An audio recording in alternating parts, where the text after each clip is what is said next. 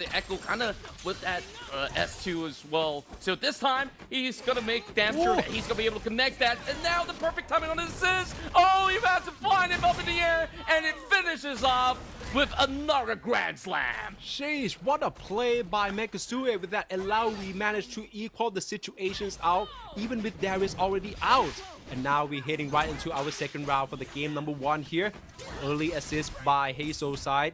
Now with Echo trying to closing in on the distance, but with Elawi, that's not going to be the case, as now Mekasue is transitioning right into supers and then attacking Darius right in another super as well. That wounded stage is going to rip out more and more damage with this ship damage for Echo sides, and now his HP is depleting. Breakage is ready, but it's not going to be in time as Hazel 2XKO got taken out. That was a great chain of supers, right? With the tentacles continuously hitting while he brought in the Darius in order to do a truck ton of damage. And now only on this Ahri, I want to see if he could slowly whittle him down though, because this is not going to be an easy task if he's going to go close combat. Oh, and now another string of combos coming right in. Supers right into another transition for Darius. This is the same exact combo, but right now it's caught onto Ahri instead. Her HP is now depleting with the special moves here. Brought her to the ground into another hard knockdown. Darius going to go right in for the neck and taking out game number 1 for Mekasue. Mekasue absolutely clean on this round 1 so far. Hazel should already know some kind of ideation of how he actually changed some of all the combos, the tentacles into that huge swing of the axe. So we're not going to allow Mekasue to change anything from here, so we'll see whether it's going to be any kind of interesting kind of uses that they're going to bring on board. So it's going to be the 2x assists this time, and hopefully this works out better for Hazel to try to break loose out of all the chain reactions coming out from this deadly duo of Darius and Elawi.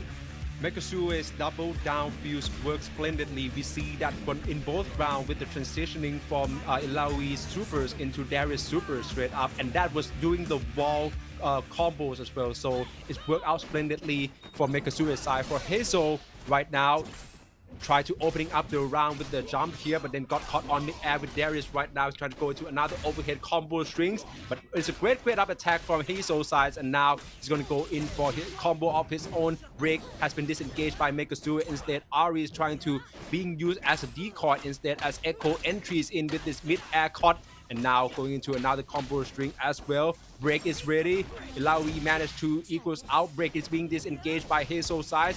Great jump by Ahri from Hazel's side, and now caught onto another combo strings here, trying to cut off as much damage from Elawi as possible. Darius is being tagged right in, and with the throw, trying to set the tempos onto his side instead with this super. And now Elawi is in any time with that double down. He's trying to go in for another super maybe, but then once again Echo now being transitioning right in, got caught on with another low, chaining right into the super, into the wall bounce, and Echo once again.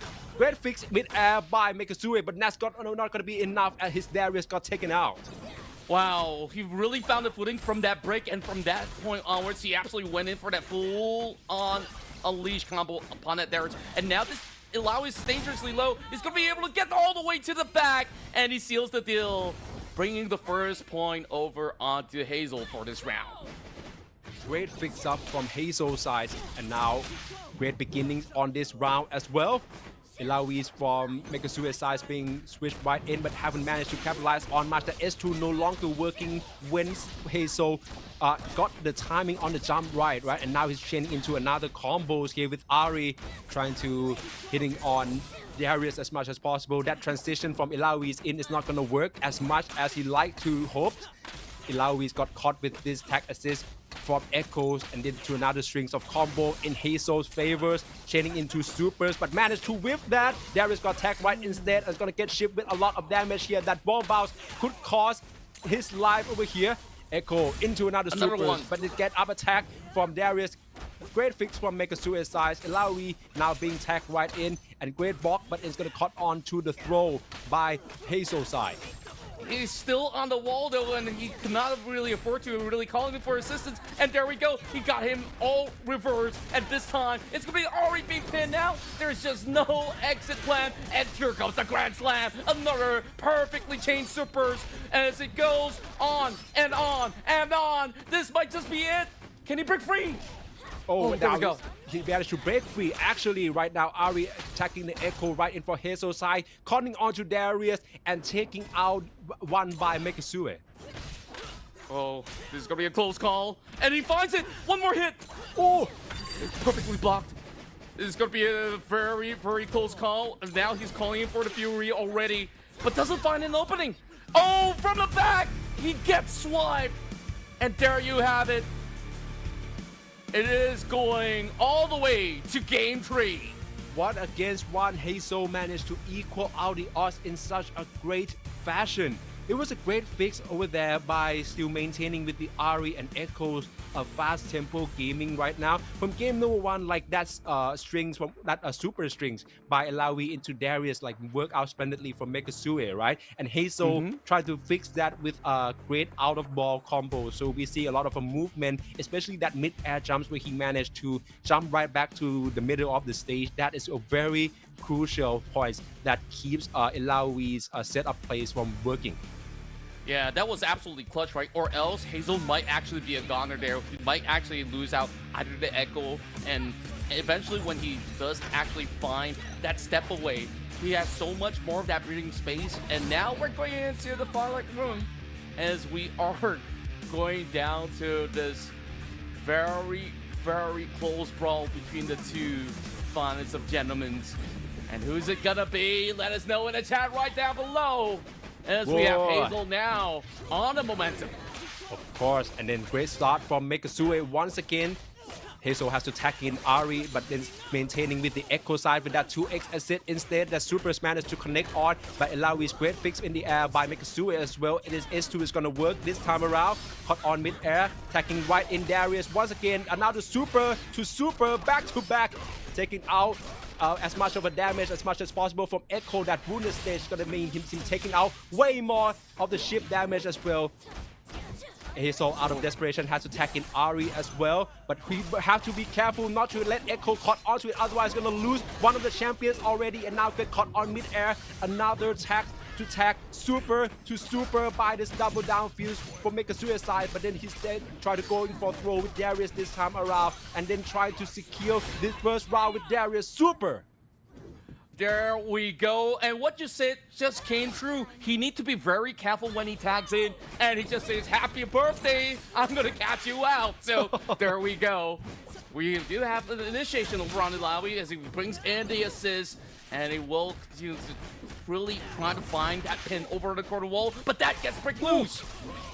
Oh, now he's gonna get caught on mid-air once again by Hazel's side. Darius trying to jump back in, trying to disengage, and then went for another change of combos. Right now, Ilawi gets tagged in once again. Another super to super, maybe this time around get caught onto the middle of the stage instead, but at least Echo from Hazel's side is out.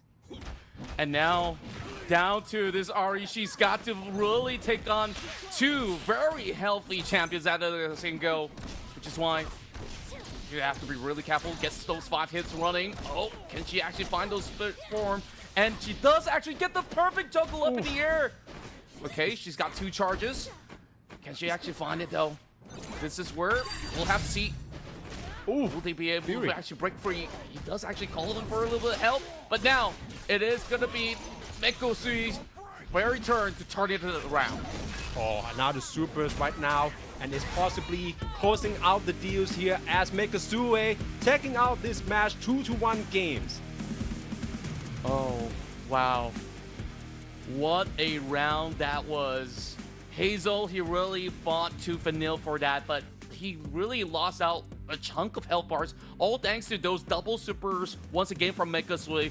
It's just instantly wipes out like what, 90% of the health bar of Echo, that it really made it so hard for the rest of the round to play out for Hazel. So overall, I think like it was just well executed plays coming out of Mekasue in order to seal the deal as he will proceed into the next stage. His playbook is very strong. I'm talking about Mekasue. Obviously, we see it round after round with that chain back-to-back supers as well with a double down fuse, and it worked out splendidly in his favor. Hazel got his moment as well in that equalizing games, correct? And we see his fast-paced 2x assist over here with Ari and Echo side. This is a highlight from game number 1, and we see straight away Mekasue's game plan here. But then, once again, Hazel hold himself off well until he got caught into the wall.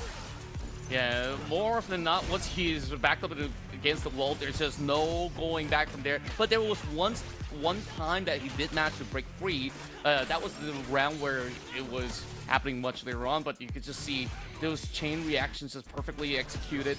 And there were a lot of all these timely elements being called, or should I say supers, with the Noxian Might into this barrage of the Nugget Bros in order to really pin him off. And from that, what do you really do, right? Like, you're really out of gas by the moment that you actually return from the ground. This is one of the games where we get to see Darius wounded passive straight away, right? We're seeing like sort of like a bleeding effects on like Ares as well as Echo, right? Whenever they got hit with that back-to-back supers here, that's going to be they're taking more and more damage than usual, obviously. So this is what Darius passive are very known for, you know, those sort of like pressuring moments here, especially with like the HP being at a disadvantage here. There was only so little that you can do. But then once again, in that match, we see Hazel manage to fix it up the get corner to wall situations quite well with the mid-air. But then once again, when it's the new game, Megasue just sort of like repeating that game plan for this.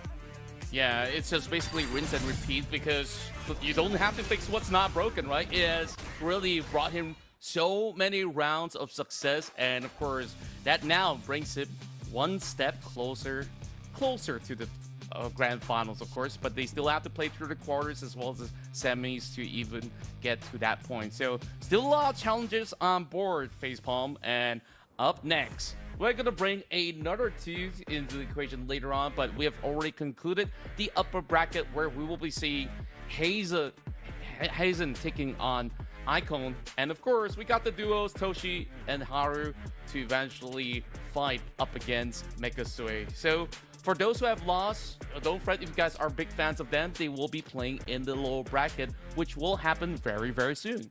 Of course, and upcoming next is hopefully the lower bracket side as well. As we see, we still have Sinnoh against the winners between Shu and 2XKO players. They have Yokohama against the winner between Seacoast and Ricky BDGD. And then, of course, Lalafell is going to head up against either Ikura or I'm thinking. And then Hazel from our latest match here is going to face between either Double J or Balsa.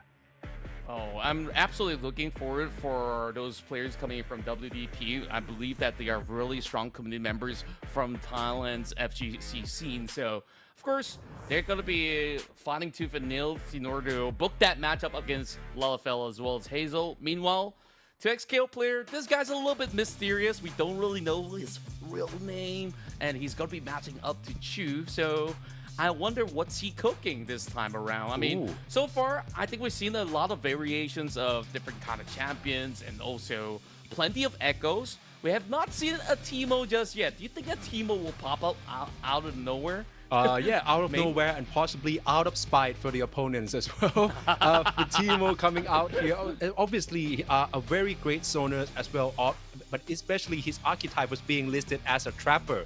So I'm really looking forward to see like how they're gonna set up and play with the space over here, and also in combination with the Fuse gameplay as well. Yeah, and of course, that being said, we will take a couple of minutes and then we will then journey into our lower bracket run where it's do or die. This is the INVATE 2XKO APAC Cup. We'll catch you guys in a moment.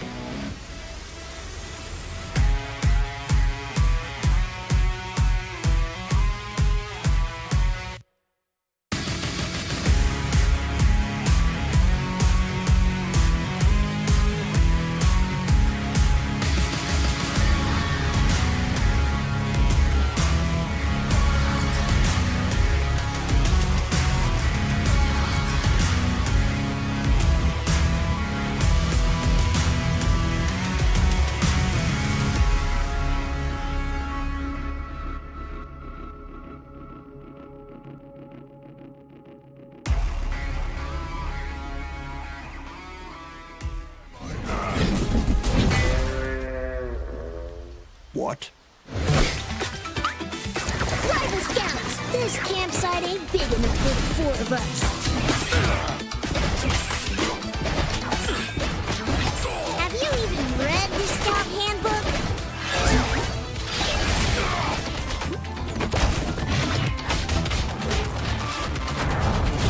You've got a magnificent mustache, sir. You look cold, mister. Want me to get a fire going?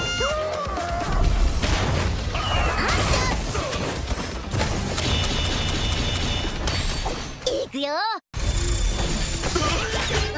I'm a Vandal Scout, sir, but okay.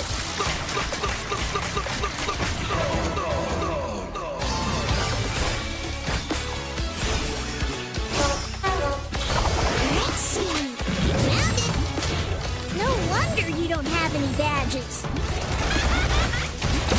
Oh, what a cute little talking squirrel. Ma'am, I'll have you know I'm a junior first-class Vandal Scout.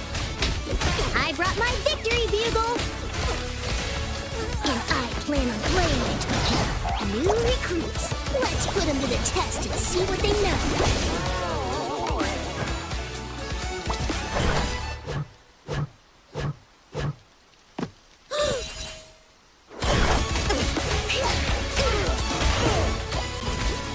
Ma'am, it's against the code to keep giant sea monsters as pets.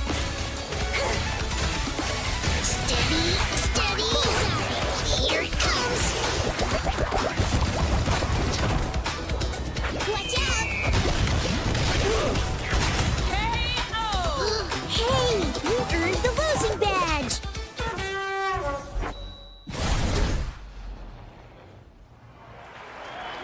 Let's go!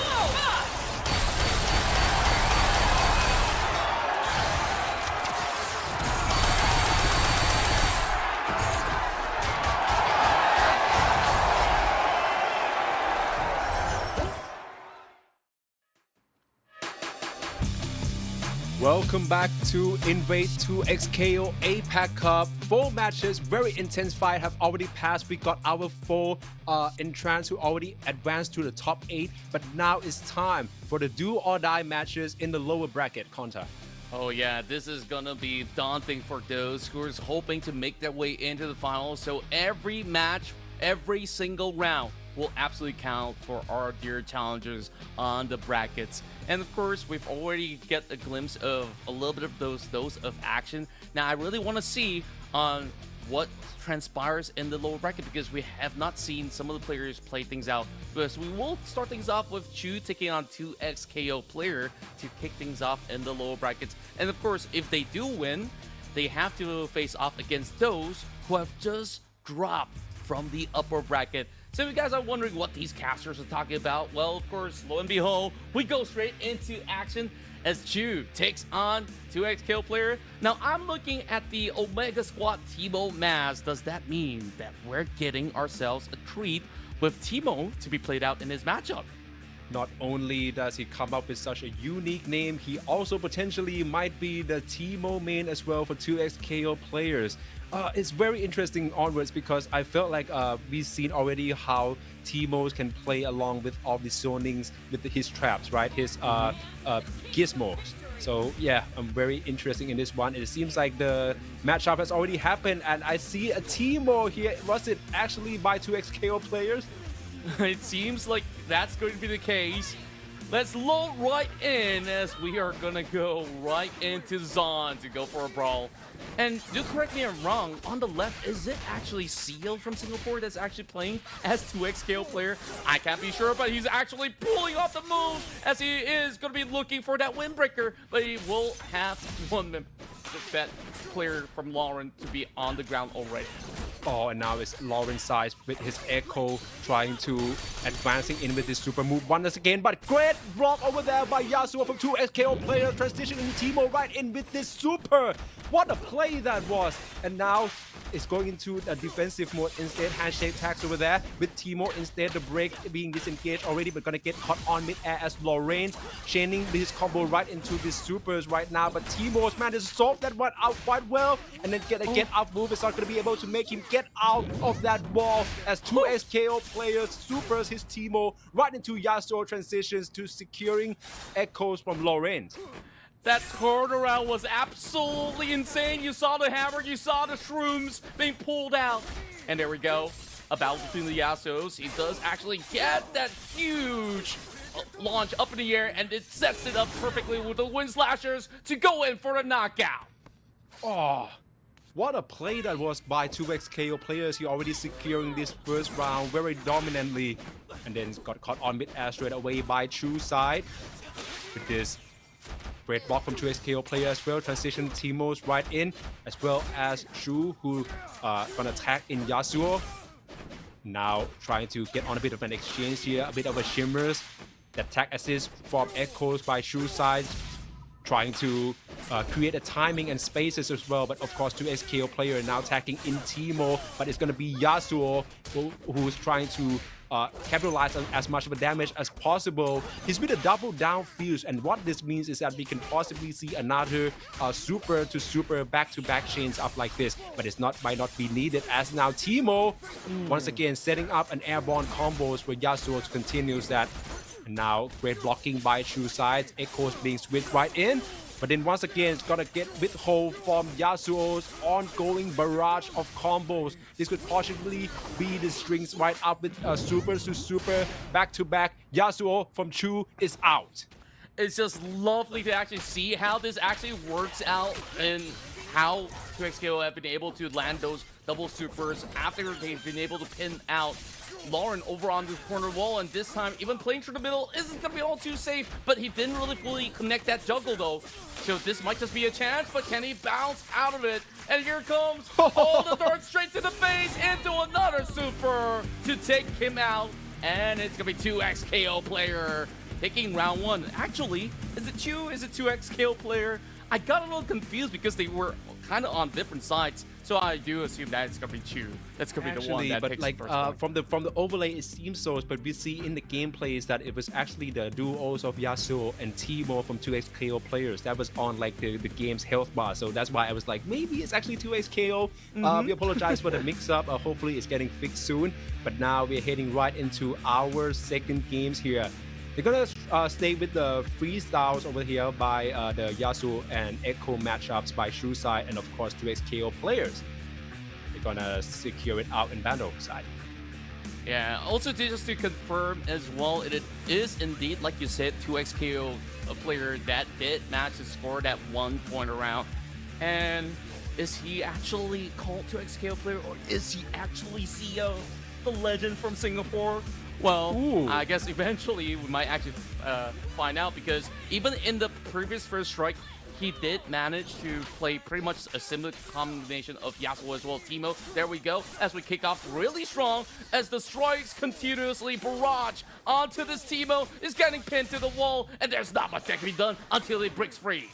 Oh, great payback with that openings by Chu side. Managed to dash on from Yasuo's to XKO player side as well. But now with this switch on, it's going to be a skirmishes. Great block by Chu sides with that, but Teemo being tagged right in, setting up the traps into the wall bounce. But great break to getting out of that situation there. Now it's Echo against Yasuo. Super from 2XKO being open right in with the dart from Teemo as well, but it's gonna get blocked by Echoes from Chu side. Great timing to taking Yasuo in, but at the same time now it's gonna get backdoor by Yasuo from 2XKO player instead. Now Echo from Chu side is in trouble, try to use break and transition into Yasuo instead. Now this wall bounce could prove to be coming in quite handy for Chu side. That get up move is not going to work as much, as now they're going in for another barrage of combos by Chu sides. For another one maybe. Second times already into the supers and managed to take in out 2XKO players Yasuo. A little style points with the whirlwind right there, and there we go. He still has 3 charges though. There we go. He goes in for the tag out, bringing back the Yasuo into action. And we're going to see a little bit of zoning coming in from his Teemo as he still once again pinned out. And this is going to be that full punishment blow coming out at you. Oh, he's going to get caught onto that super. And this is proved to be costly for 2XKO players. First round go to Chu in this second game. Yeah, he did master reserve all of those 3 bars in order to execute that ultimate move right through. And we will see this go tit for tat once again. I do believe that 2XKO player will be a little bit more careful this time around. He brings out the wind wall and he has to break free. Oh, but then Teemo is going to get one bounce here. This is another opening for Shu to capitalize on this damage. He tried to dash right in close quarters with Teemo. Yasuo from 2XKO players got tagged in instead. We have a bit of a mix-up from Echo over there as a decoy. He's trying to looking for an openings, especially from 2XKO side. That wall, wind wall was coming in handy as well. Teemo's taking right in. Small breaks over here by Teemo's side, but then retaliation in breaks coming in from Shu as well, getting out of that wall, out of that corner. But then it's going to get caught on mid-air by 2XKO player. Yasuo being deployed right in. Haven't managed to capitalize on the combo instead, but then Teemo right now is in the play with Yasuo instead from 2XKO. And he's still trading off these combos, driving in Shu's Yasuo into the corner. And now another barrage of combos coming right in with Teemo setting up with the trap. Super to super back again. Kaboom! There we go! And finally, he found that rhythm. And it's gonna be another double super to finish off this Yasuo. Oh. Now Chu is down to only Echo. Fury gauge is now full. HP is still looking good. He might have to focus on taking out either Teemo or Yasuo first. Great push block over there by 2XKO players. Got caught on with Timmy's grappling move. But great prediction with the lows over there. Getting Echoes into the super move and now shedding in another combo as well. Super to super. Shu managed to equal out the odds. Now it's Yasuo against Echo. He does have the Fury Bar fully charged up. He's gonna use it though. Yes, he will. As he now uses the assistance just to break free for the moment. But now he's being pinned to the wall. Oh, and then Echoes managed to solve this out rather well by Shu's side, but then Teemo is going to swoop right in with this Fury Gauge. Are they being expensed? Yasuo with the super closing out this round for 2XKO players, equalizing to 1-1 round. Oh, he found his moment. The moment that he tries to go aerial for a little bit, that got punished by Yasuo, went in for the entire wind slash. And there we go. As we will start things off with this Yasuo. And it's just a full-on perfect block. But now he brings out Teemo.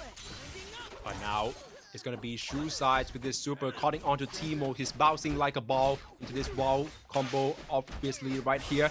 Break from Yasuo, trying to disrupt the rhythm for Shu sides. And now get caught on once again. That get up move is going to prove in coming in handy as he's now converting into Echo instead to string these combos for Shu side into the supers. Yasuo managed to get up for 2XKO player. Impeccable block over there, but a lot of ship damage taken. Yasuo from Shu side got caught instead into another of the reverse combo, a retaliation at least. This counter play by 2XKO player is going to shade right into the super to super once again, and it's possibly that Yasuo from Shu side is done for. He just absolutely ate everything that was delivered from 2XKO player. And now it's Chu only with the Echo. He's got the full Fury Bar. There we go. Activated right out this moment. Great To timing, really but convert to damage. Of course, but now it's only Echoes left, and Yasuo from 2XK players is still on the roll. Another setup from Teemo over here, heading into another back-to-back super, possibly. Yasuo with the S airborne combo, diving right in super to super, and it would be 2XKO player who taking this match 2-0. That was just immaculate. 2XKO player just executed this Yasuo Teemo combo so cleanly. And Chu only found slight responses but could not really hold on firm. There were so many times that he was trying to look for those big chain reaction, but eventually those combos have been broken by 2XKO time and time again. It's kind of weird to actually shout this guy's name 2XKO since we're already playing the game, but man, if he looks this good, I'm gonna shout it all day. But wow, facepalm. Our first Teemo played, and it absolutely delivered in this round. This is a playbook that we've seen earlier from the upper bracket sides, right? With Mekasue, that chain super to super with the double down fuse. We see with Ilaoi right into Darius, but this time around it's actually Teemo and Yasuo, and it's possibly could have worked even better here since this is such a close quarter matchups over here. We're seeing once Shu was cornered to the wall, that super to supers was coming very handy, especially with Yasuo and that tornado move. Yeah, it really does help when you do actually connect it with the Teemo because it will actually launch them airborne for the Yasuo to really pull off those kind of wind slashes as well. And then there was so many of all these instances where it was a lot back and forth. Despite, you know, those kind of long-range tags didn't really work too well for the side of 2XKO player in the initial rounds, where the darts were not fully connecting. That was perfectly predicted from the side of Chu, which he did manage to at least get quite some damage done and also had that finishing move in order to deal with the Teemo, but it only buys one round though. Of course, I would say that 2XKO player managed to make a very quick adjustment. So we see from the first round that True managed to wins it first. That like they tried to play it from at the middle of the stage, right? But now with this one instead, we see a lot of a corners move, and then of course when you are actually having the freestyle moves here, you know, as much as the coordinations and creativity, there's a room for a lot of mix-up, right? But then once again, is also creating a lot of rooms for error as well when you're trying to push for that HP. Yeah, it really was a high risk, high reward kind of factor that it didn't always pay out for the side of Chu on the freestyle. And then you just got pretty much the kind of double downs that have already had a surefire way to combo, which we've mentioned before, that have brought 2 continuous victories towards the side of 2XKO player. Is it CEO that we were looking at with this Yasuo Teemo? We definitely want to get a little bit more confirmation. Or maybe he just wants to rebrand himself. I mean, naming himself 2XKO player, we are going to see a whole lot more of that Teemo play out later on. What a brand that would be. 2XKO players, but that would have to be weighed in the upcoming lower brackets match, as now we are heading into another match right now with CCOS at YT against Ricky BDGD.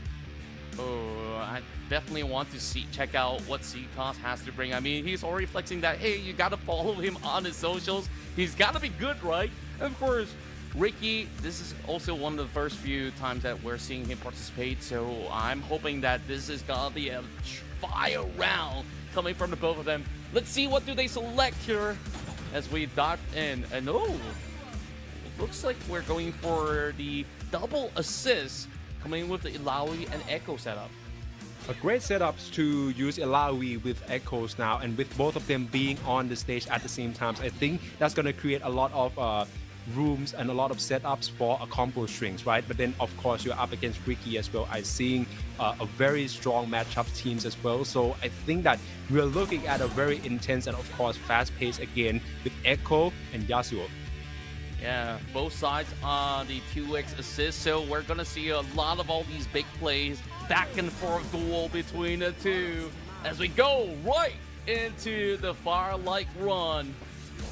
There it is, as we will now behold all the action here in the low bracket round. It's CCOS versus Ricky. Oh, and great openings straight up by Ricky. Now switching into Echoes, gonna chaining right to combos here. Echoes from CCOS side is in big trouble. Now is another chain combos to the airborne side, and a great conversions by Ricky. He had to really expend the break so early on in order to really find a little bit more of that room. Now he's still on a defensive hold, but could not really hold out towards the mid attacks. And there we go. Oh, it's a great gamble. Great gambles to make Illaoi's get up over here, but now he's yet managed to get out of this wall situation. That break's gonna come in handy with the parry as well. What a move over there. He's managed to punish it with the special move too, pushing Yasuo right into the middle of the stage. Ooh, finally finding that super, going in for the slam. And now you can see both sides are very low for Ricky.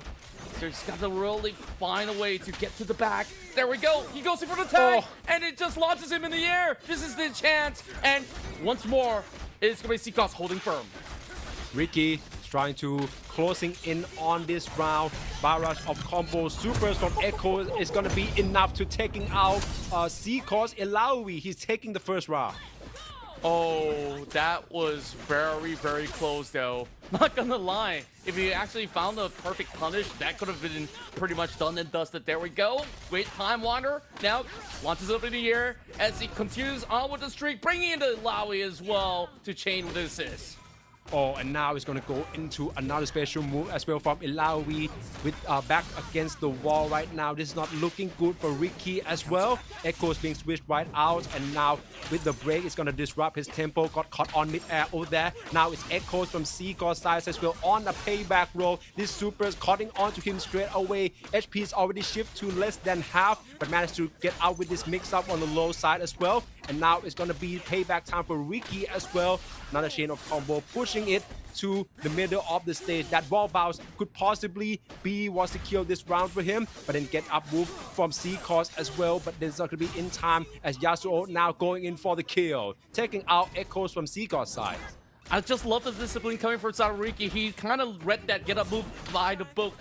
And right now, still has a chance here, but this Ilawi still pulling firm. First defensive stance being pulled out, and there you go. Launching it up in the air, knocks one down, and this Yasuo barely has enough helpers. Can he clutch this moment? Oh, the tumultuous attacks, obviously, for Yasuo side from Ricky. Got caught on this well. It's the do or die moment. He managed to caught on with the level 3 super. Oh, there we go. The last breath now makes it level playing field, but with the get up move. Oh, it's still not going to be enough for Ricky. Oh, and an equalizers from C-Core side, and now great openers from him as well. Trying to chain the combos right in with this ground bounce into the supers, putting Ricky once again back against the wall. That breaks, trying to get out and trying to gain distance back in, but then get retaliate with the counter break from C-Core side. Oh, a bit of a whiff with Ilawi over there. Try to fix it out with the supers, and then it all depends on how they're going to capitalize on these combo strings from this opening. Yeah, he did manage to actually go in for the recovery with the technical stamina as well. Meanwhile, now pinned up against the wall. Oh, this is just going to be a huge barrage. Gets him all lifted up. He's going to be looking for that last one. Is he going to be able to find it? Yes, he does actually have a lot of all these chains cutting right through, and there's just no response whatsoever for C-Cause, and now only down to Ilawi. Oh, and now this is quite a situation here for C-Cause. Only Ilawi is left, and he's gonna get double team by Yasuo and Echo straight away, but still managed to get that fixed up with the super, taking out Echoes from Ricky's side as well. Now it's Yasuo against Ilawi. This matchup is proving coming in handy. Great block timings by C-Core side as well, with the wind walls coming right up, but now with the Fury Gauge being dispensed by Ricky's side, now it's going to come in a lot of damage as Ilawi managed to take this conversion on and on with this combo, chaining right into the super and taking out this match 2-1 games. Wow. Just like that, C-Cause managed to turn the tides around and find himself getting a point off here in the first matchup. So there's still more to go, but it seems like eventually they both are getting the hang of the rhythm of how it all plays out. So this round 2, it is going to be of utmost importance for Ricky to really find his footing, to pull it into the game tree if he wants any hopes to cling onto his tournament life. Oh, this is going to be a do or die game for Ricky right now, as C-Cause already is on the lead with this 1-0. So obviously we're seeing from the first game already that Ilawi's with the block timings from C-Cause is very handful for Ricky's to handle right now, and it seems like that's going to go with the exact same composition as well as the Fuse choice as well with 2x assists. And we'll see if this one is going to be paying dividend though. Overall, it's pretty much a very similar notion as what was transpired back in game 1. So we'll see pretty much the kind of adjustments that they will necessarily make in order to have rounds to be going back in favor of Ricky. And here we go, as we will see who will be the one to take off this round. What? Good calls coming right through, and just like that, reading it like a book, and now calls in the super. Oh, great conversions over here by C-Cause. That wall bounce is going to give him more room to dish out damage onto Ricky's Echo as well. Now Ilawi is being tagged right in, as well as Yasuo from Ricky's side. Get corners to the wall, but managed to get out with this super. And now back to the middle of the stage. Echo is also being tagged right in as well. The 2x assist coming in handy as now Echo managed to securing out the distance, but that get up move from Yasuo could prove to be a great conversion mid-air for CKO's side to turn the tides around. Oh, and just like that, a huge chunk delivered, and this seems like there's just a lot of all these handful of combos that he could still pull off. Can he actually chain into the super? Not quite just yet, but he's still looking for that juggle, and that's quite enough to knock out the Illaoi. Oh, now it's down to only Echoes for CKO's side. Projectiles already being deployed, trying to measure up the distance, drawing out mock move from Ricky's side. Plays with the wall, attacking in Yasuo at the forefront with the wind wall. Oh, and there's managed to cut onto projectiles from Echo's side as well. Illaoi is being fixed right in as Echo from Ricky's side is doing his super move. And now there's another wind wall, trading right in at the low side, but Yasuo is going to cut onto the damage here. Another projectiles managed to block out, but then chaining with the super. Another impeccable block from CKO's side. Now it seems like the Yasuo is going to get taken out by Ricky. Yeah, he managed to really get over on the back end to also launch his own. And this time around, not too easy though. He barely has enough health bar, but he's actually pulling it off. A couple more hits will do the trick, and here comes the Fury. Who's it going to be? Oh, the super whips. It's whipped out, and then now, but with the two champions still up, it's going to secure this round for Ricky. Oh, such a close call. If only that one connected, he could have actually got the round. And now, CKO's, he just needs another win right here. Okay, then another supers from Echoes of CKO's side.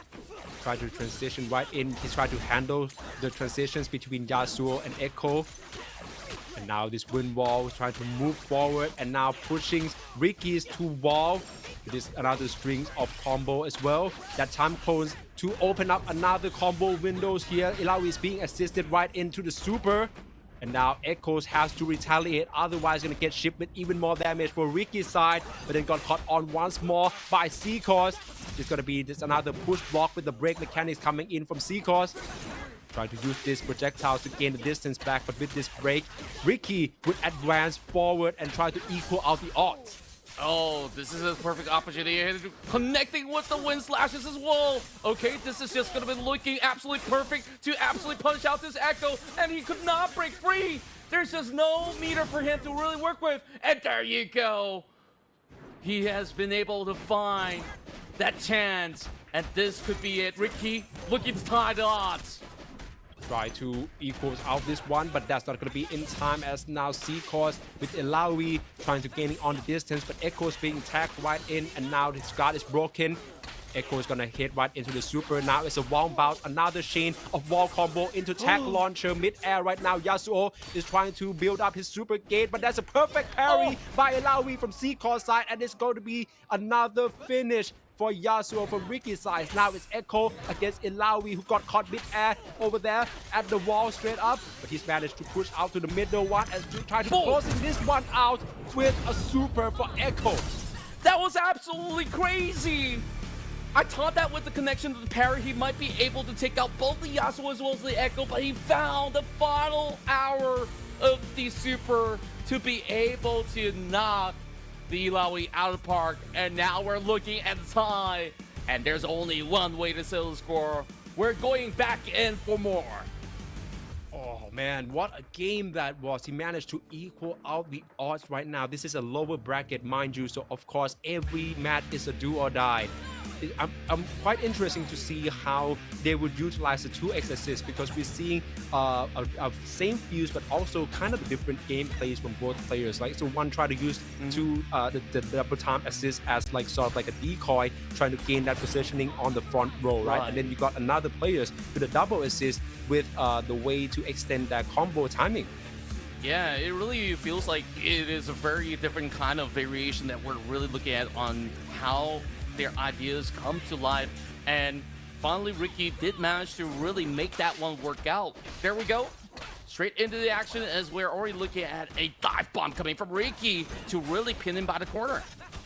And now switching Yasuo right in as well, but that's not going to be in time. Still managed shimming out lots of damage on Z-Cause. Echoes now half HP is already gone to try to retaliate, which is on super shading into another combo string as well. Illaoi is being switched right back, corners to the ball once again, but great roll by Ricky is trying to get out of that situations. Now trying to find more distance here. Illaoi with that S2 tentacles and coming in handy. But now they're going to caught on mid-air trade away. Yasuo managed to get up first, but then got caught on with Echo Super as well from C-Core side. Attacking right in this time around. He's going to manage to finishing out Echo from Ricky's side. Yeah, and just like that, he just absolutely got punished by going for that kind of attack. And now it is an absolute liftoff. This is a chance for Ricky. Ooh, get a move over there for Illaoi. And now attacking in Echo as well. Trying to jump up, but got caught on mid-air by Yasuo, who managed to equal out the odds. Now it's C-Core's Illaoi against Ricky's Yasuo. His Yasuo still has the Fury bars, though. He can actually put it to good use right at this moment, and he's got the ult being charged up. Whoa. He doesn't need it either ways, and he's just going for the style point finish. There we go. Ricky right now is ahead. And there's only one more round for Ricky to make it through in this lower brackets. And for C-Course now, this is the moment to equals it out. Great break over there and transitioning into the attack assist by Yasuo.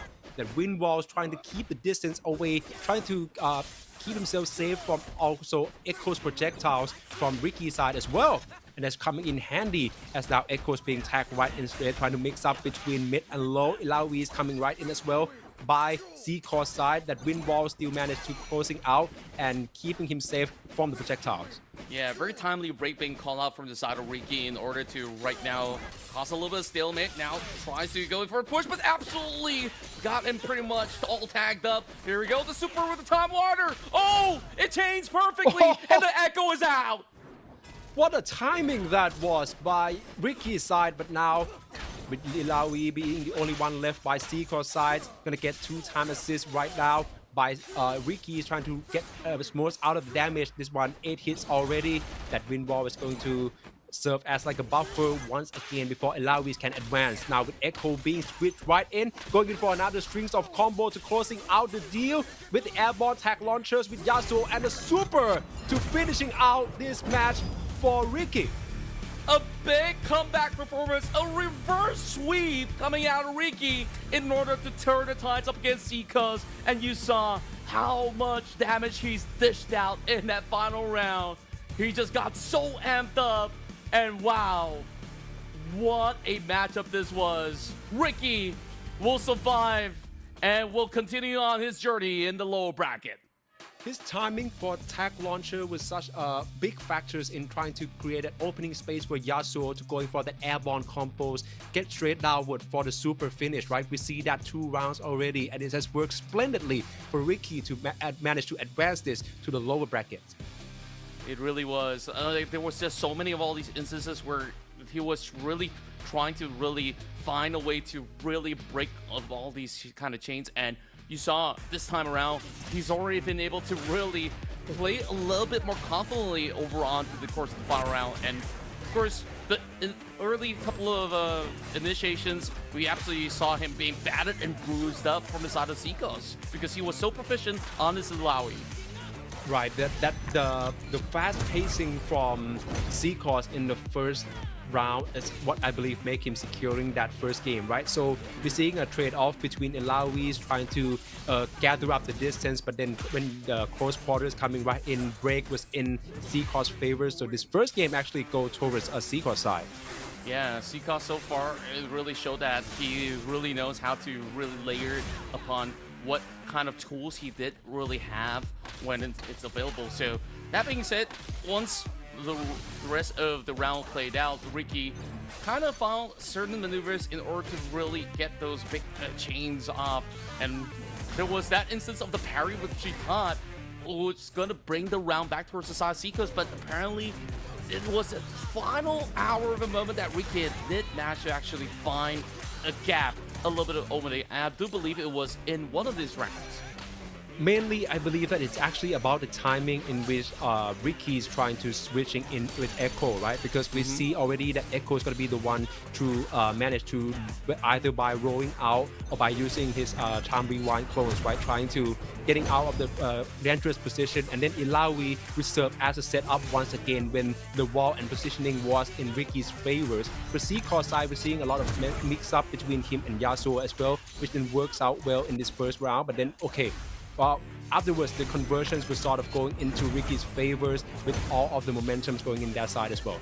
Yeah, and over so many of these matches with Echo being played out, I feel like this is one of my favorites with this 2x assist combo where, you know, there's just so many different kind of variations of moves that they could actually pull off out of the back, and that was absolutely wonderful on how Ricky has been able to really find that kind of recovery. And for the most part, there was also that kind of composure where he knew the kind of timings to also try to punish with his own kind of rewinds as well in order to really match up to what Seekos was trying to do towards him. So I really think that it was really about the moment of counters that makes the difference. And of course, we'll move forward into the next low bracket run, and this time it's Ikura versus IWVP, I'm thinking. Ikura, interesting name over there. If my Japanese class lesson still holds up, I believe that means how much? How much? How much of damage can he offer? How many rounds can he win? It's about time to find out. Okay, we got the Darius on board. Another Echo now being played out from I'm thinking, and this is one of the few instances, the only instance that we're seeing it being paired up with Braum. Oh, we're gonna see our Braum picks over here with the freestyle fuse being used as well. Then of course, that Darius pick here is gonna come in handy while trying to apply pressure with the wounded stage with a Ilawi setup as well. Ooh, I really do like, you know, this kind of hard-hitting mentality coming in from our players on board. So we'll see how this one goes as we will go right by the ocean to sell the scores here in the low bracket. So first, loving the ping team going on. We'll see if I'm thinking we'll be able to just get a really good start up against Ikura, and yes, she will. Oh, what a great setup over here by Braum. Corner up Darius to the wall straight away, trying to get out with the roll, but not in time. Has to utilize the break to switch to Ilawi instead. But then Braum's coming right in with the parry over here. Ilawi's managed to fix out the situations here in Ikura's side, as now they're pushing on forwards here. I'm thinking also using the break as well. And now this is going to be a trade-off with the retracting darts coming in from Ilawi's, trying to keep herself away from that low attack, but not in times as Echoes now going into another strings of combos here as well, switching right into Braum, cornering again to the different side of the wall. Wow, this freestyle absolutely enabled that combo to just pay fruit, and this time finally breaking free though. Just a significant damage to be able to hold this Ilawi down to 50%, but this time the Braum, it absolutely soaks up every other blow as they do switch it up to the Darius. Ikura now looking for the finisher. Oh, and he managed to take in out Braum as well for Ikura's side. Now I'm thinking it's down to only Echo. Got blocked straight away with the perfect parry from Ilawi's of Ikura's side, chaining into another combo as well as his back is against the wall, switching into Darius for another overhead slide with the heavy, and into this supers by Ilawi as well. This is going to be another back-to-back super. Might not be in time for this with the 2x assist fuse, but that's not going to be not any problems for Ikura as he's taken out Echo as well. Yeah, that's a whole lot of whipping coming out from those tentacles of Ikura. Now, is he gonna be able to respond though? I'm thinking this time, soaking in a couple of axes, but we'll be able to actually tag up to bring the Echo into play, and there we go. That's gonna be the time winder now for the 11 hitter, and we'll continue to chain right on. He's got the break, but when is he gonna be able to use it? He's still being able to find even more blows after blows, as now the Braum comes back to play. All that push blocks from Braum assist is working very well for I'm Thinking side, and now he's trying to get into the super move, but it seems like Darius managed to block that one out. But with this break coming in from Ikura's side, he's gonna try to set up the tempo back into his favor, but now Echo is on the forefoot as well for I'm Thinking side, getting as much damage out of Ilawi as possible. With this another assist from Braum's right into the super. Oh, just beautiful. And he's just greeting him by the door, and there's just no way out. And that will be it for the Ilawi. Can the Darius actually find the footing once he returns back into the fray? Looking for a little bit of exchange, but he also has to block any form of further attack. Gets the double, and now that is going to be a sandwich situation. One more hit to go, and yes, he does with the time bomb. Oh, that was very close over there. But then once again, I'm Thinking managed to equal out the odds over here. And then with a great opening with attack assist from Braum coming straight away, that launcher is going to send Darius back quite a lot. He's not trying to be cornered to the wall with his lows heading right into Ilawi assist as well. That double assist going to coming in handy as he is now with Ilawi. Great predictions over there as well. Quite a gamble trying to go with the jumping move over there, but has managed to push him into a wall with another strings of combos and taking out I'm Thinking Braum. Yeah, and it proves to be quite costly as well with that kind of initiation. And right now, he's got to play things out with this Echo. Oh, the attack comes through. Oh, slaps into the ground. And it might just be done and dusted from here on with the super chaining right in. Smack dab, 1 HP, and it's just going to be the whip coming out from the tentacle to secure it for Ikura. Great plays by Ikura so far. I'm Thinking got also quite a numbers of retaliations and also counter play as well with the Braum picks here. I think it's working out quite well. But then once again, we got to look at how Ikura's managed to shading out Ilawi's setup plays along with Darius overheads. You know, that's going to inflict the wounded stage upon both Braum and also another champions from I'm Thinking. So that is the main factors in them being able to get the ship damage and being advantages in this fight. Yeah, Ikura usually starts off a little bit more defensively to eventually look for the kind of window of opportunity, and once he does, he just does not hold back. You saw, you know, the bleed out, and on top of all these kind of chains coming in from the Ilawi in order to make it work. This time we're going to the Brazen Hydra. Maybe you guys could also grab a couple of drinks because we still got so many matches, and this one's absolutely delivering. Ikura now taking the lead. Will there be any form of response that we're looking at here with this Braum player? I'm Thinking has got to find back-to-back wins. Oh, and now a bit of a whiff early on in the round over here. I'm Thinking's gonna get on the forefoot with Braum, sharing into another combo. Darius is now back against the wall. He's got now 14 hits her onward. Boom. And then right into another super. That freeze is gonna get a lot of timings right. He has to use break instead to get out of that situations for Ilawi's from Ikura's side. Oh, great jumps over here. Attacking the Echoes, trying to fix the situations. I'm Thinking. Great defense so far. Haven't got caught on with too much of a combo strings by Ikura's side. But now Echoes trying to apply pressure to Ilawi's with that break from Braum as well as a setup. But then Ilawi's managed to solve this one out still and pushing Braum from I'm Thinking into the corner instead. That's some really good blocks as well. He managed to at least deny any form of those kind of big hits coming from the assist. Meanwhile, finally breaking through as he calls in for the response coming from his Echo, and now it's liftoff. Oh, and now with the Braum as well, chaining right into the super.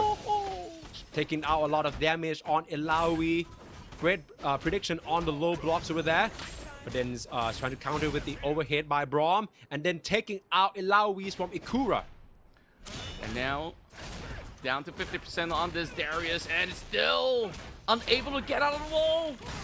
And it's just absolutely clean from I'm Thinking this time around. A very convincing victory after a very hard tussle in the initial banner round. Great momentum from I'm Thinking, but right now taking a lot of damage with Darius being on play by Ikura's side. Echoes is being switched right in, but perfect parry from I'm Thinking. Ikura has to break it out, but then Braum's gonna get switched right in, getting that tempo set up for I'm Thinking. Oh, a bit of a whip over there. Ikura is going to chaining the S2 right in. I'm thinking prompt to use that break over there, trying to get out of the disadvantages timing. But now Ilawi is with this throw going to set up another strings of combo to taking out I'm thinking Braum. Yeah, there was that moment that was so costly that the hits actually connected onto both of the champions. And now, double slam onto the ground, 1 HP left, and he's fighting back! He does find a Time Wander, and now creates a little bit of space. Can he actually make it work? He brings the Darius to 50%, but not quite enough for the side of I'm thinking. Ikura takes one back. Oh, managed to equal out the odds over here. But now, get tagged on early by I'm thinking. Echoes jumping right inside instead with a mix-up from below as well, but the blocking timing from Darius was also quite impeccable. Now it's going to counterplay with Ilawi being assisted right in as well. Dragging right into with another overhead from Darius. That wounded stage is on right now. Braum is taking in a lot of damage as well with the throw. His blood is dripping right now with this wounded stage back against the wall. Switch right into Ilawi with the super and managed to take it out. I'm thinking Braum once again. Oh, there's just no way out for him. And now, down to this Echo, he finally charges the Fury Burr. Looking for the right moment to use it, and he's going to be able to actually get him up over onto the aerials. Finds himself over the corner wall, gets a little bit of assistance, but he could not break through the defense. Ooh, but great attack in by Darius from Ikura's side. Trying to fixing up the situation here. Echo now Fury is online, but once again Darius with this overhead chain combo with Ilawi's tag assist. Now that's gonna come in handy, and then get into this tag launcher once again. Ilawi, oh, a bit of a combo drops over there, but that is still in their favors as now, boom, Darius is being tagged right back in with this overhead slash as Ikura take this 2-0 victory. Those overheads were absolutely deadly, and Ikura found a way to absolutely demolish anything that I'm thinking was absolutely thinking about. I guess we don't have to think any further, because Ikura will be the ones to move up ahead in the lower bracket. Oh boy, that was quite a feast where we saw, you know, probably one of the finest execution from this Ilawi Darius setup.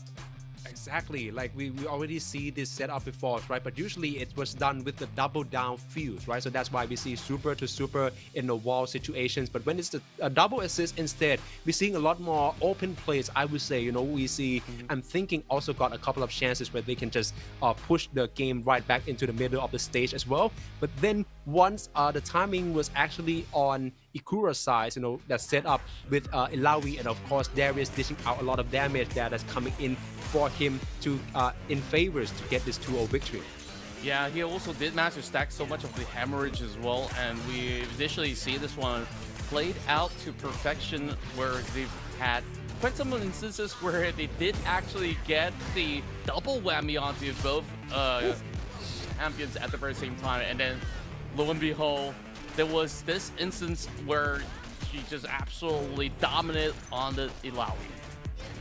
That makes sense, right? But then once again, the tag launcher as well from Darius into Ilawi, also one of the major factors what makes Ikura able to continuing the combo strings. But then from I'm thinking side, you know, the Braum plays, especially in the first game, was very nice. We're seeing super play being done here, and then corners Ikura's to the wall as well. But just have to say that they haven't managed to capitalize as much, you know, of a damage or even the combo strings. Yeah, I absolutely agree. Where on the latter rounds, it really felt like he got up on a decent start to be able to chip some damage over onto the Darius, and then eventually when he found that window of opportunity to really come in with reversal, it really was just instant punishment where he just got absolutely depleted. So this time around, I mean, that Ilawi was just soaking a little bit too much, and it was all the Braum plays, like you said. It looked fantastic, and then they eventually found an answer back by just coming up with all these hooks coming in from the axe to absolutely slam him to the ground. Of course, and that ship damage is also going to be one of the big factors as well, right? We're already familiar with Darius with all the very several picks throughout today's matches here at the INVATE 2XKO APAC Cup, right? But then we see that wounded stage when it's being done, it's going to take a lot of ship damage for those who got inflicted with this stage as well. So that's not really in Brom's favor as all in that matchup. However, we got to have to leave that behind as now the upcoming match is Double J against WDP Balza. Okay, I heard you rave a lot about Balza being one of those prominent players hailing from Thailand. And we're gonna get our first slide onto the grapplers. This is gonna be the debut of Blitzcrank in this top 16. Ooh, finally we're gonna get a look at this grappler style for Blitzcrank here, as I believe it is Balza who have picked that out. Oh, very interesting, because we rarely see from the earlier matches, you know, the grappling move. Yes, that's being used here and there, trying to set up the tempos. But then once again, when you rely on the main archetype of the champions as a grappler like Blitzcrank, how would this play out? Yeah, especially when you do have a Jinx that can actually zone him up with all these pow. So he has to really find a way to get close in order to find those rounds in his favor. So this is going to be very interesting with a little bit of range involved for side of Double J to play around with. And oh, great start as he looks to really get a couple of tags onto the Braum. Double J with that double damage from both Jinx and Ilaoi as well. Now trying to get in close quarter, not the wisest move when you go against Braum. With that mix-up coming right in from Blitzcrank as well. But great jump move from Double J's. Trying to get out of this one, got caught on mid-air instead with the tag assist from Brom's on Balza's side. And now with Jinx right behind with his tag assist, still not coming into play. Oh man, this engagement with the jump moves might not going into Double J's favor. He might need to make some adjustment. But now Blitzcrank from Balza trying to make an advanced move right now with Brom as well. Yeah, just absolutely love the timing on the break as well. But oh, it brings in the machine guns, and now it is going to be a big turn of tides to eventually eliminate the Braum. It's still 1 HP, and that one punch from the Ilaoi was just enough. Oh, that was possibly the game plans from Double J's side. Ilaoi's taking out as much of the damage as possible as Jinx is building up the stacks, right? So we now see Blitzcrank with the super move as well, trying to disrupt the timing here, but still Ilaoi is on the forefoot here for Double J and managed to secure this first round. He didn't really have too much value onto that zap though. That static field not fully connect, and just like that, great recovery response from Double J in order to get the first run down. But there we go, opening up with a super ready, slamming out onto the Jinx, and now with her being cornered, she has to really find a couple of bullets right through, and still is a great reversal coming in from Double J. Oh, and now with that freestyle fuse here, he's gonna get all this opening to chain out the wombo combo between Brom and Blitzcrank as well. But now it's Brom trying to equal out the odds here. Ilaoi with the low block, attacking Blitzcrank right in to another wall combo by Balza's side.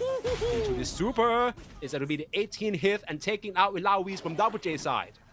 Drill and pound, that's the way to go. Miss out on the rocket grab though, and now finally brings out the Braum to play with the walls being brought right through. And now it is gonna be tough for her to get out from. And now it is Balza answering back with the Braum. Great fix by Balza trying to adjust to the situations over there. Trying to drawing out Jinx and shipping a lot of damage onto her with the super move over there by Braum in the last round. But now get up move from Ilaoi, trying to turn the tides around. Get caught with the launchers right now. Brom and Blitzcrank both are in big trouble, but more especially to Brom, who's now HP very low. Blitzcrank has to be taken instead. And now Jinx with the projectile managed to dodge in time with Balza, but that machine gun connects it to him. And with this shift up with the break from Ilaoi as well, gonna finishing out Blitzcrank from Balza. There we go. A very dire situation. A super cold time, but it's absolutely being blocked off. Oh, that was devastating. Now, a return exchange. And it says, anything you can do, I can do better. Sends him into the deep sea and stares at the eye of Naga Kaporos. Whoa, what a game that was. Especially by Double J side. We're seeing this mix-up between Ilaoi going in quite well. as well as how they handle the pressure from the freestyle with both Braum as well as Blitzcrank from Balsa. So the spacing was one of the, I would say, main keys and allows them to have the sort of like a breathing room, right? And with Jinx subbing right in only to dish the projectiles damage, I think that's also what makes them able to secure this round. Absolutely, the timings on the tags as well as the break was just pinpoint accuracy, or else it could have been so much worse for him to really juggle with the pressure of these grapplers coming into such close proximity as well. So now, how do you actually figure this one out if you're going to be on Balza's side? He's going to double down onto the same variation since Double J won't be able to really make too much of a change. So, going to be sticking to the game plan of going freestyle once more on this Blitzcrank as well as Braum set. Oh, I think that they have to repeat the game plans that secures them the second round in the first game, right? That's that game plan where they managed to get the backdoor access to Jinx and then dish out the prepared supers from Braum onto the zoners like Jinx. That is what allows them to get that round. So I believe that's going to be what they eyes themselves onwards. But of course, Ilaoi as a set up champions as the main key towards the strategies from Double J's side, not going to let it happen. Yeah, gonna start off with the Ilaoi, like you said, is definitely vital for her to find this kind of opening. Great blocks coming in from Balza though. Gonna look to tag out, and there we go. Bringing out the Blitzcrank into play, and there is ample damage to be offered. 1-2 punch, 1-2 punch. This time drops to the ground. Oh, that push blocks turns out to be one of the key turn the tides around moments for Balsa right there. But now another mix-up from Ilaoi, and Jinx is going to dish out a lot of damage. Supers coming in from Ilaoi first for Double J side. Oh, Blitzcrank going to take in a lot of this damage here with this wall combo from Ilaoi of Double J's, finishing off Balsa's Blitzcrank. Oh, he didn't have the break available either to really pull out of that situation this time. Once again in danger. Oh. Lift off, and all he needed was just to play onto this Ilaoi, and he lands the super. And just like that, both of his champions are knocked out from Balza. Oh, what a play that was by Double J. Ilaoi was the main damage dealers over there. Jinx, of course, do her part with all these projectile spammings from the back line here. But now try to assist with Ilaoi coming right in. Got caught in the mid-air. Has to use a break to change the situation around. Ilaoi is now back online, trying to be at the forefoot as Jinx spam that missile once again. But now it's going to be another barrage of combos coming in from Balsa's side, trying to equal out the odds. Jinx with that overhead jumping attack, but got a break from Blitzcrank to assist Balsa just right in time. Oh, great block by Jinx over there. Switching Ilaoi right in, both gonna take damage at this stage. Robs also gets switched in by Balsa as well, but now it's gonna get this a lot of damage as Jinx trying to take it out. Blitzcrank half of damage already gone, but it's another super chasing right into attack launcher for Ilaoi to use her super. Yep, calls in the tentacles and managing to finally find the switch out. But here comes the whiff of the super. It's gonna be absolutely devastating, but he still finds the block. Oh, what a play that was. And now it's going to be one of the payback time for Balsa here with Braum right now, trying to dish as much damage to Jinx as possible. They're going to eye that finishing move. Jinx with a get up move, but not in time as Braum finishing off Jinx from Double J. He finally suppresses him by the very tight corner, and he's just going to continue on with this kind of assault despite all his best effort to try to block every single move. And he tries to switch it up to the Blitzcrank and now brings back the Braum. Oh, what a caught up that was by Ilaoi. But Braum still with the low block here, and then switching onto standing block just right in time as tagging assist from Blitzcrank is coming online for Balsa. And now this launcher is going to cost Ilaoi her life possibly as Braum right into level 3 super here. There we go. It's snack time. Oh, just love to see these pros in action. And now finally Balsa brings a point back. Such a great showing of finesse and technicality from both players. Oh, but there's an opening with the airborne caught right up over there by Double J side. Now Blitzcrank from Ball Jays with this conversion. Switch back to Braum, pushing Ilawis right into the corners, back against the wall. What would Double Jays do exactly? That standing blocks still saving his life over there, but with the supers over there, great timing on the block side for Double Jays, but now with Blitzcrank tag assist, they're gonna get another opening windows for combos by Balsa. He couldn't really get out. There's just no timing whatsoever. And another super this time will make damn sure this Ilawi is not going to be involved in this battle anymore. Oh, and now Jinx, as the only champions left for Double J's, has to use Fury straight away, but got caught onto Braum straight away. This airborne proves to be fatal. But managed to get out of that corner in time. Break from Blitzcrank, as he's now being switched right into it as well. Trying to spam the projectiles, but a jump from the Blitzcrank side as well. We have Break coming in from Braum's side, and now try to use Twitch and mix up as much damage as possible by Jinx here. Ooh, that Stunner is gonna cut onto it with the airborne. Another chain of combos coming right in with the level 3 supers trying to equals out on the champion count. Oh, there we go. Super Mega Death Rocket ready to blow. And 9 for an eye, and now Balsa only left with the Blitzcrank. He's gonna be able to find that pull. He's gonna look for that rocket grab, but it's just too many projectiles for him to even get anywhere close by. Now it seems like Jinx has to be the one trying to equal this one out, but not in time here with Blitzcrank also using the level 3 super. This could be it for Double J as Balsa equal is out to 1-1 game. And now here comes the equalizer. Balsa finds his way back into this matchup. It could still be anyone's game. And like you said it, what he needed to do is to take out that Ilawi first and foremost, and it causes so much pressure for Double J to play on that Jinx, needing to play from far spaces to throw projectiles after projectile. But once Balsa closes in, there's just no escaping. Oh man, it's another one of those games where we have to wait it out until the very end here, as we're now at the match decider in the lower brackets.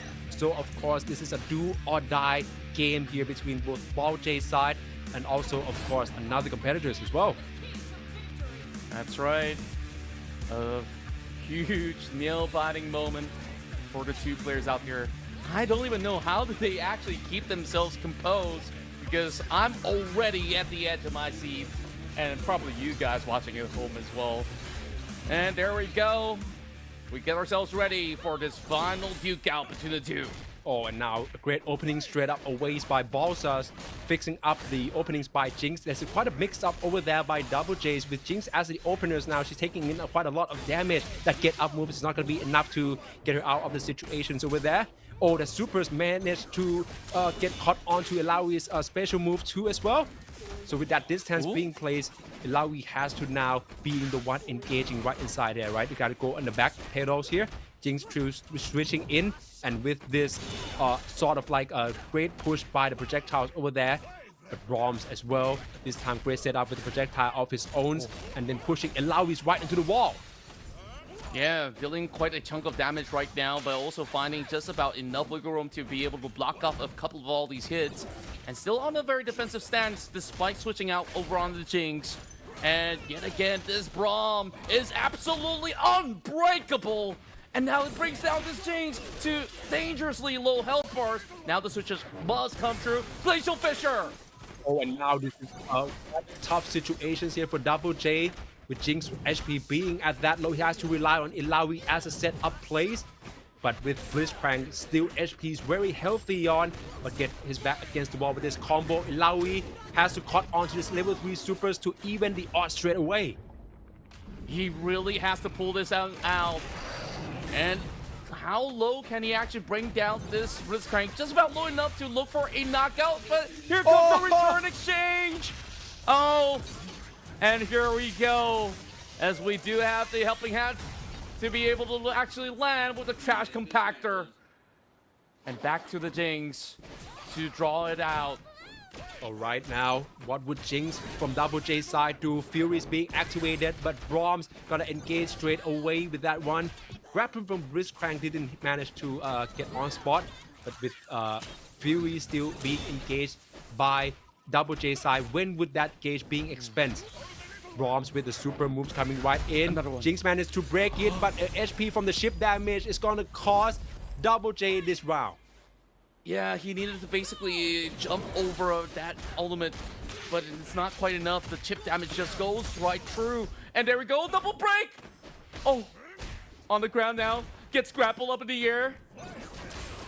And now has to call for a little bit of backup. He still managed to recover though. Now this time bringing the Braum a little bit lower than before. Oh, what a play that was. And now this is going to be another conversions coming right in from Balsa's side as well. Could this be the reverse sweep over here? Taking out Ilaois from Double J's already. Jinx is the only champions left right now. And it seems like that projectiles, oh, managed to caught on to Braum straight away. Fury gauge is still not being fulfilled yet, so he has to make do with what he has. Overhead by Jinx into the heavy move, but Blitzcrank being tagged right into take in that damage and trying to get into the counter move as well with this super move. Oh yeah, there we go. The slam does actually connect. There's only barely enough health for him to work. He does get the chip damage on both. Oh, not enough to take out the Braum. And here comes the zap. Oh, he got canceled. Oh, he's still alive. Is he going to be able to clutch it out? The tentacles coming right through. He's fighting for his tournament life. And there we go. A super glacial fissure. And it hits perfectly as Balza will make this epic comeback possible in this INVATE 2XKO APAC Cup. Oh, what a play that was by Balsa. Great resilience and also focus here as he managed to make a comeback. We thought for sure that Double J's game plan was quite impeccable, but then once again, Balsa managed to retaliate back with that sort of like Braum and Blitzcrank duos in this sort of like a Shane gameplay there, that freestyles that he trying to suffice, trying to fix on from the first game just turns out well. It just played out to perfection, and my, I was losing my mind. I really thought that he could have actually clutched it because he managed to dodge a couple of supers, he canceled it, and he also got that huge double whammy hitting onto both the Braum as well as the Blitzcrank. And it was just the exchange that he managed. Balza, he charged up just about enough meter to also unleash that final glacial fissure, and it just hits onto such a wide area, right? So it was just so hard for him to still continue on with the streak.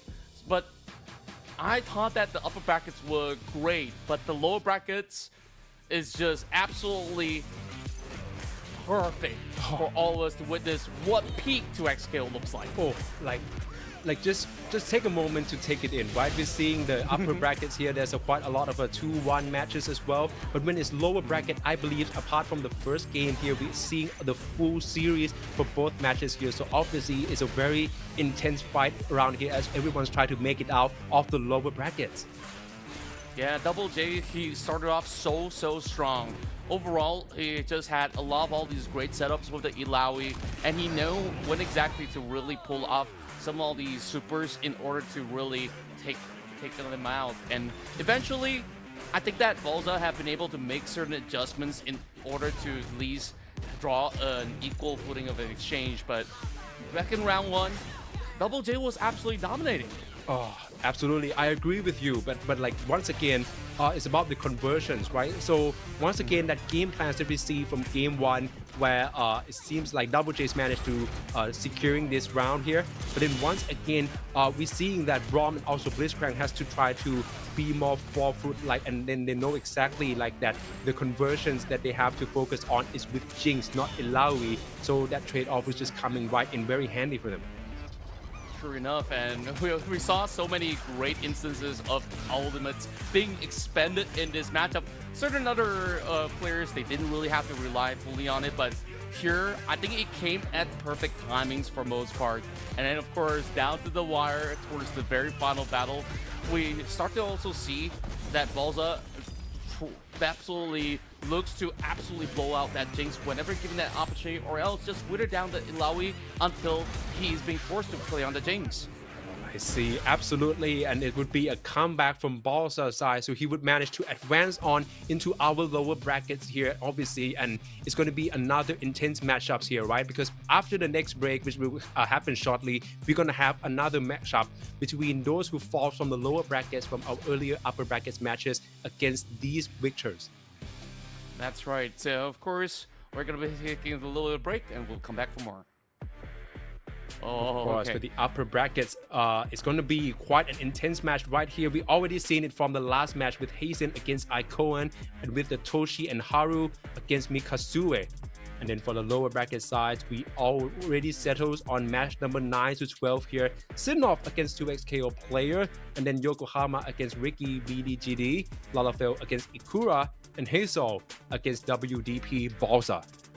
Oh, these are going to be even more intense from what we've been able to catch a glimpse of so far. We are going to be starting things strong with Sinnoh to be taking on 2XKO player, aka CO.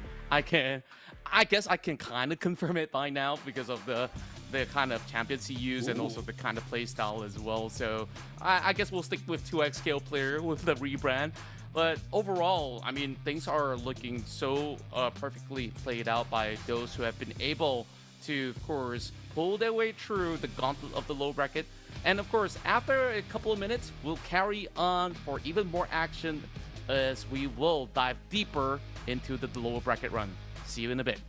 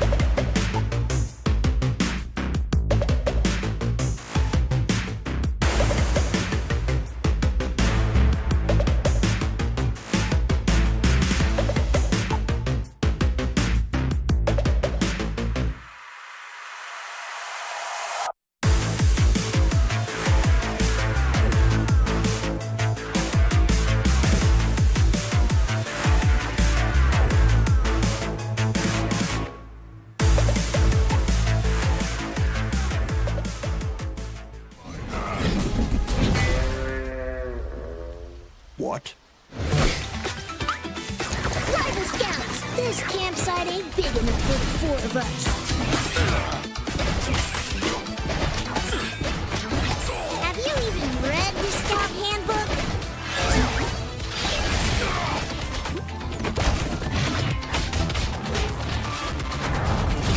You've got a magnificent mustache, sir. You look cold, mister. Want me to get a fire going?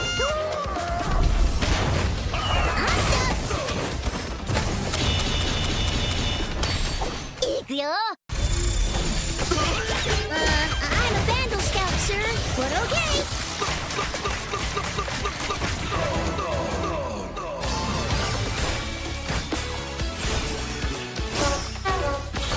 Let's see. Found it. No wonder you don't have any badges. Oh, what a cute little talking squirrel. Ma'am, I'll have you know I'm a junior first-class Vandal Scout. I brought my victory bugle. And I plan on playing it. New recruits. Let's put them to the test and see what they know.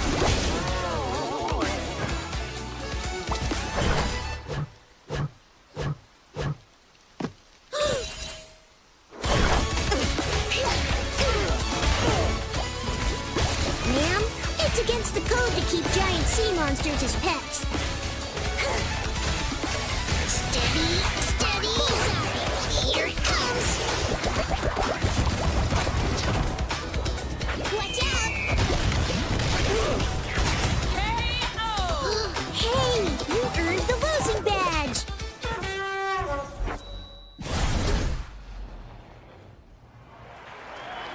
Let's go!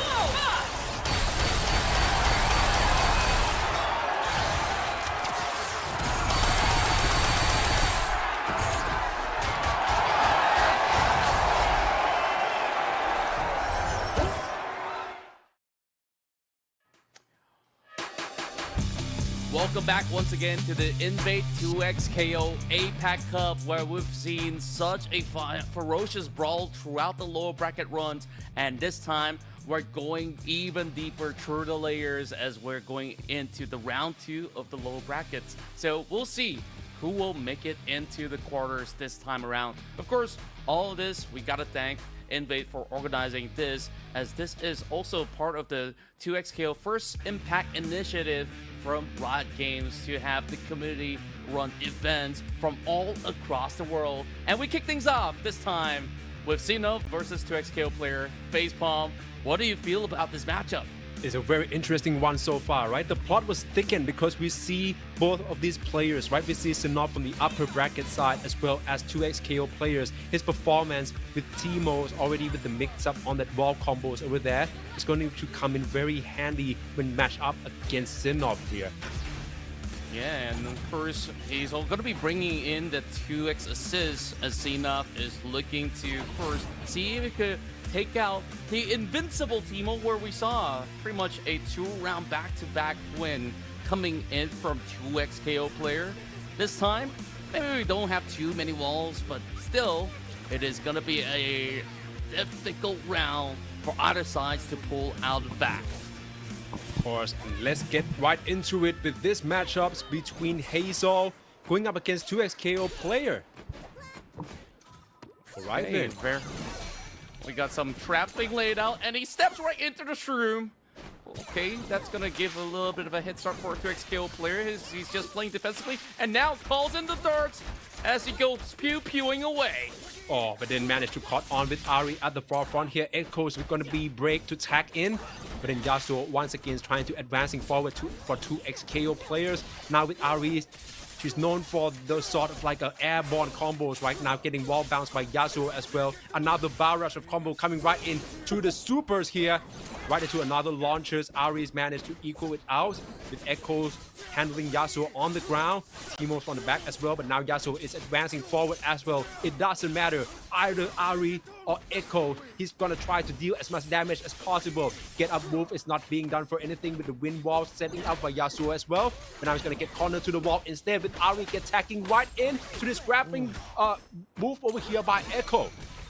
They finally found a little bit of space, and now it is still the Yasuo to be able to absolutely dominate upon the Echo. But this Ahri is very low on health bars. Will be able to actually take a couple of swing at him though. And this might just be the perfect opportunity. Does not really fully connect, and there goes the break. Oh, this could prove to be costly, especially for 2XKO's side. But now Teemo is going to get caught on from Ahri straight away. That airborne combo right into the supers. And now Teemos is getting a lot of damage right into another super as well, securing Teemos from 2XKO player. Yeah, that was a heavy commitment with the Opera Deception as well. Spirit Rush, 2 ults in order to actually take out the team. And now this is a perfect opportunity to strike back. Fury! Oh! What's it? And now it's Yasuo who managed to securing this round for 2XKO player. Wow, that was so close. And now into the second round. First 2XKO managing to clutch it out. I thought that was going to be a full whip, but he did not to reconnect it towards the end. Exactly, that was why we were so hype about that. But now this is 2XKO's moment here. Teemo's into the attack launcher. Yasuo is trying to advancing the ground. Right now, Hazel is apparently from the match here is trying to go on a reset, but Teemo is setting up another traps here with the break bonus right into the wall combo with Yasuo. Another super classic into a super by Teemo as well with the double down fuse. Boom! Whoa, that was perfect.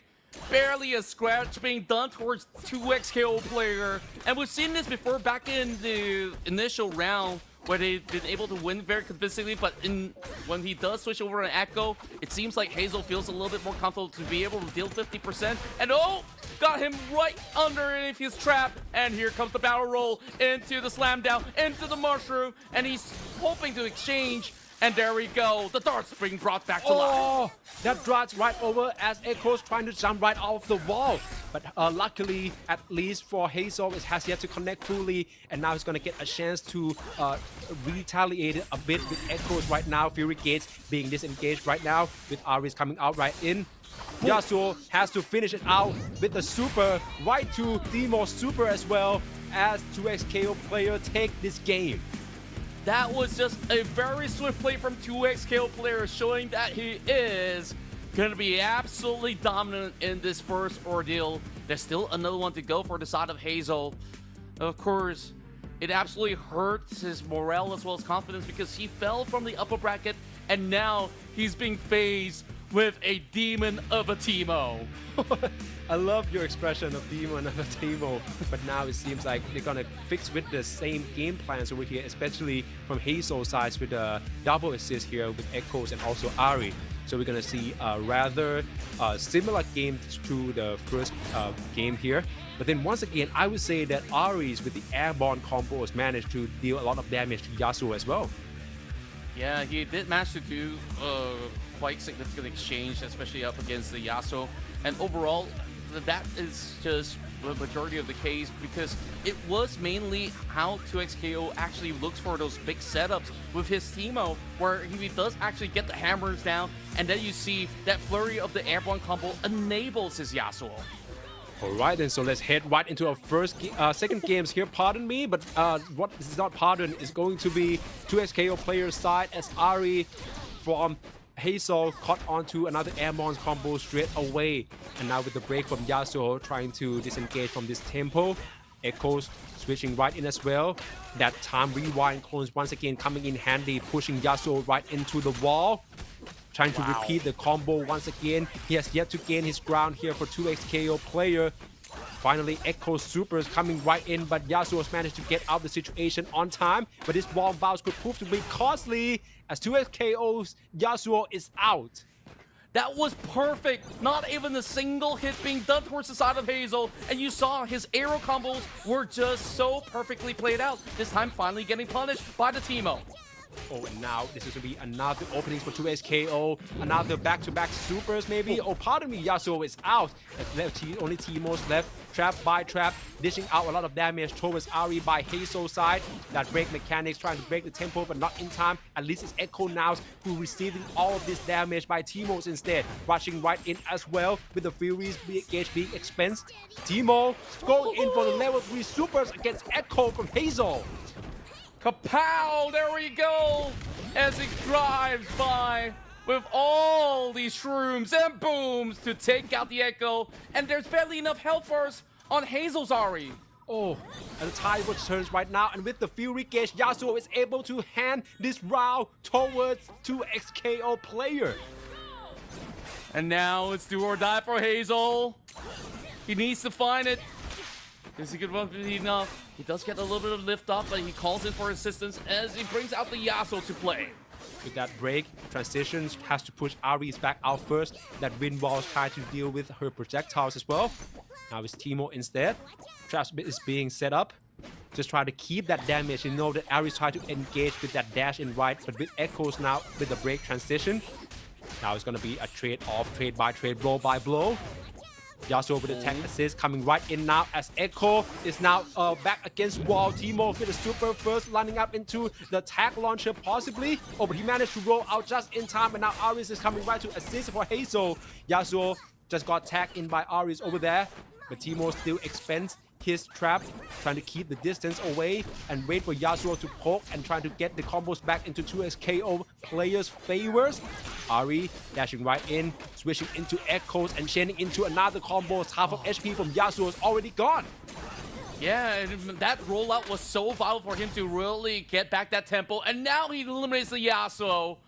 But it is this devil little Teemo that he was having a lot of problems with. And there we go. He goes in, draws the Ari out, but calls for backup. Enough to actually break the tempo for the moment. Oh, And once now again. it's just a flare box. Once again, Teemo is the only one who left, but now Furies is currently being engaged by 2XKO player. Now it's Echo with already half HP gone, got caught mid-air by Teemo, and it's going to be another finish by 2XKO player. Teemo taking out Echo. And now it's going to be a skirmish 1 against 1, a do or die round for Hazel in particular. It's Teemo's against Ari. Teemo's keeping distance away, setting up traps. Projectiles barely caught onto him in time. Tag assist by Yasuo is not going to working just yet. Teemo's with a level 3 super with the dart caught Ari's mid-air as well. Oh, that was a good call to actually counter that aerial combat coming from the Ari. And he's just going to fold the Hoover to the other side. And now tries to counter fire back. And here comes the charm. Not quite connecting. And it's going to punish because he called out too early. Oh, but now Teemo is in big trouble. He's got air dash over here, but it's time out. Teemo's got lesser HP, so it's the first round for Hazel. Oh, that was so clutch. And now this could be absolutely possible for Hazel, but he's getting tagged up. Oh, now it's Yasuo with the wall bounce here. Gonna chain into another combo straight away. Let's see this one. Great backdash by Echo. Tag assist by Ari trying to keep distance away as well as Teemo from 2XKO players. Now switching right in. It's Teemo and Yasuo on the back door. It's gonna try to retarget it to Echo instead and chain this attack further with this back to wall. Super classic back-to-back super here for Teemo as well, and managed to take out Echoes from Hazel. The power to double down, and that handshake tag was the big turnaround that does return the exchange for the side of 2XKO player. And now it is just going to be him back up against the wall. He does manage to block it though. So this is going to be the lifeline round for Hazel. Oh, the get up moves is coming at the exact right time for Hazel, but now Yasuo with the super to super double down fuse once again, chaining these combos right in. Aries is in big trouble, at least now trying to dish out as much damage as possible. Yasuo is taking that damage from Aries as Teemo dispense the traps, trying to getting rid of Aries by Hazel's side. He managed to actually catch him out in close proximity, and this time around looking to punch him up by the corner, but he takes back, and there we go. He puts him down with the time winder, and he still somehow survives, but not for the final blow. And now, down to this very final matchup, he's got to survive this Teemo. That low block from Echoes was very crucial. It is what keeps him in the games right now. And now caught on for the mid-air with Ari dashing right into Teemo. He is in big trouble as well. Half of the HP already gone. But with this projectile from 2XKO player, would secure him a move for advance forward in this lower bracket. He just ends it with a pellet. That's how confident 2XKO player looks throughout this span of the matchup, and he only lost that round because of the timeout with more damage being dished out at the very final moment coming from Hazel, and that looked to be pretty clutch, but it really seemed like the rest of this round, his Echo got depleted so early because of how well he really brought out the Yasuo to play. The Yasuo setup was very good as well because they already got Teemos with all of this trap and his gizmos, right? And when you're trying to pushing, especially for Hazel, to have his back against the wall at this sort of moments here. We see it time after time again with Yasuo, how he's managed to chain the combo right into the super move as well. We see it time after time again, and now with Teemo, who managed to continue that play straight away with the trap setup. That is what secure 2XKO player this game. Yeah, early on, Hazel was trying to really figure out how to really deal with not only the Yasuo that is so difficult when it comes down to how much pressure he actually puts out, and then you have this Teemo also being the bane of his existence, but he did manage to also bring a couple of rounds back at the very least. So in the initial couple of all these exchanges, it really seemed that 2XKO player, he just really understood how Yasuo's as well as the Teemo, how it works in tandem so perfectly. Of course, like I think we have seen quite a versatility coming from 2XKO players as well. We've seen him from the lower brackets earlier. He utilized that back-to-back supers with a double down fuse with Teemo and Yasuo to perfections, right? But now in this game, we're seeing a bit of a, I would say, adjustment that he makes. He doesn't only rely on that playbooks anymore, right? Because when times comes, he managed to got this grappling move from Teemo to turn the tides back into his favor as well. We're seeing Hazel being much more aggressive on the airborne combos and also managed to make it work a couple of time as well. Yeah, not only on the airbornes, when he does actually get punished, he managed to also have certain ideas to also try to dash out. And we did manage to get a glimpse of this Teemo ultimate move to drop right in, which was a stuff of beauty. Of course. Or even at this round, which turns out to be Hazel's comeback one, and also quite a clutch round so far. What a play by this one. Hazel Ari is trying to dash on the airborne right now, so trying to use Teemo super with the dart straight up. Yeah, and he also tried to counter back, and when he called in super, it was a little bit untimely, which did manage to get punished eventually, but Hazel eventually was aggressive enough to be able to, you know, get that kind of round tied up, and of course, eventually, 2XKO player wasn't having any of it towards the tail end. He says, yep, we're going to settle the scores. I'm going to make sure I watch for the time so that he gets this 2-0 victory. So this is pretty much done and dusted with the 2XKO player to be advancing into the next stage. But now we move over to witness Lafel as well as Ricky BD in order to find another round to play out in the lower bracket. Lafel is quite a usual face in Thailand's FGC here. He's being appeared in so many of the competitions, of course, across all the fighting games here. So I'm very interested in seeing how he transferred his experience into 2XKO. Yeah, overall, he is one of the few players that actually operates on this Vi, so we're definitely looking at a solid gap closer coming in from the Vi in order to make those big setups for his Darius to deal ample amount of stack hemorrhages to bleed his opponents out. But of course, we've seen so many incredible Echo players, and Ricky is definitely one of them. So we kick this one off with Lafel already soaking the damage, and there we go, a big lift off here to be able to see plenty of all these damage to be put over onto Lafel. A very early tag launchers by Ricky actually, but why from Lafel, luckily that is a recoverable health HPs over there, which is going to make him still got a chance to equal out the odds. But now with this heavy coming right in with the tag assist by Darius as well, but his back still against the wall. Yasuo from Ricky's is going into another combo straight up with his airborne combos.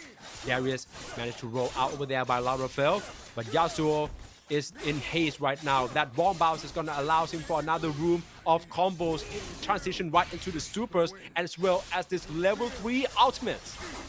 Yeah, it's just so difficult to actually deal with all these Gale Blades, and it goes through with the rise, with the win. And of course, that being said, now back towards this Vi.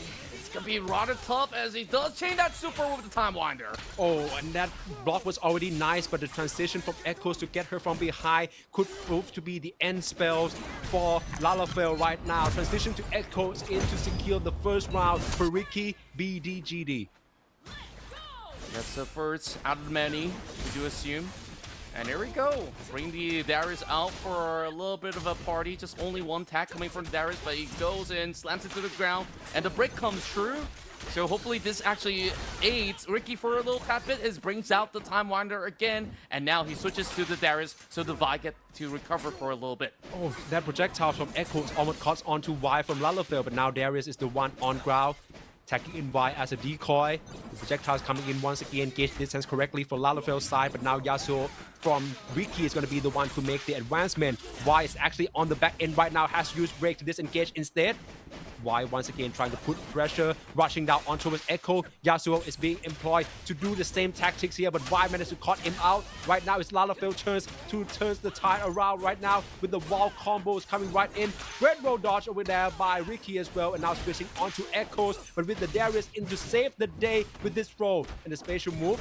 Another roll coming in from Ricky as well. And now Yasuo is going to try to push Darius to the corner. Great block by Lalafell still, but now it's another combo chain by Yasuo as he's trying to closing out the gap.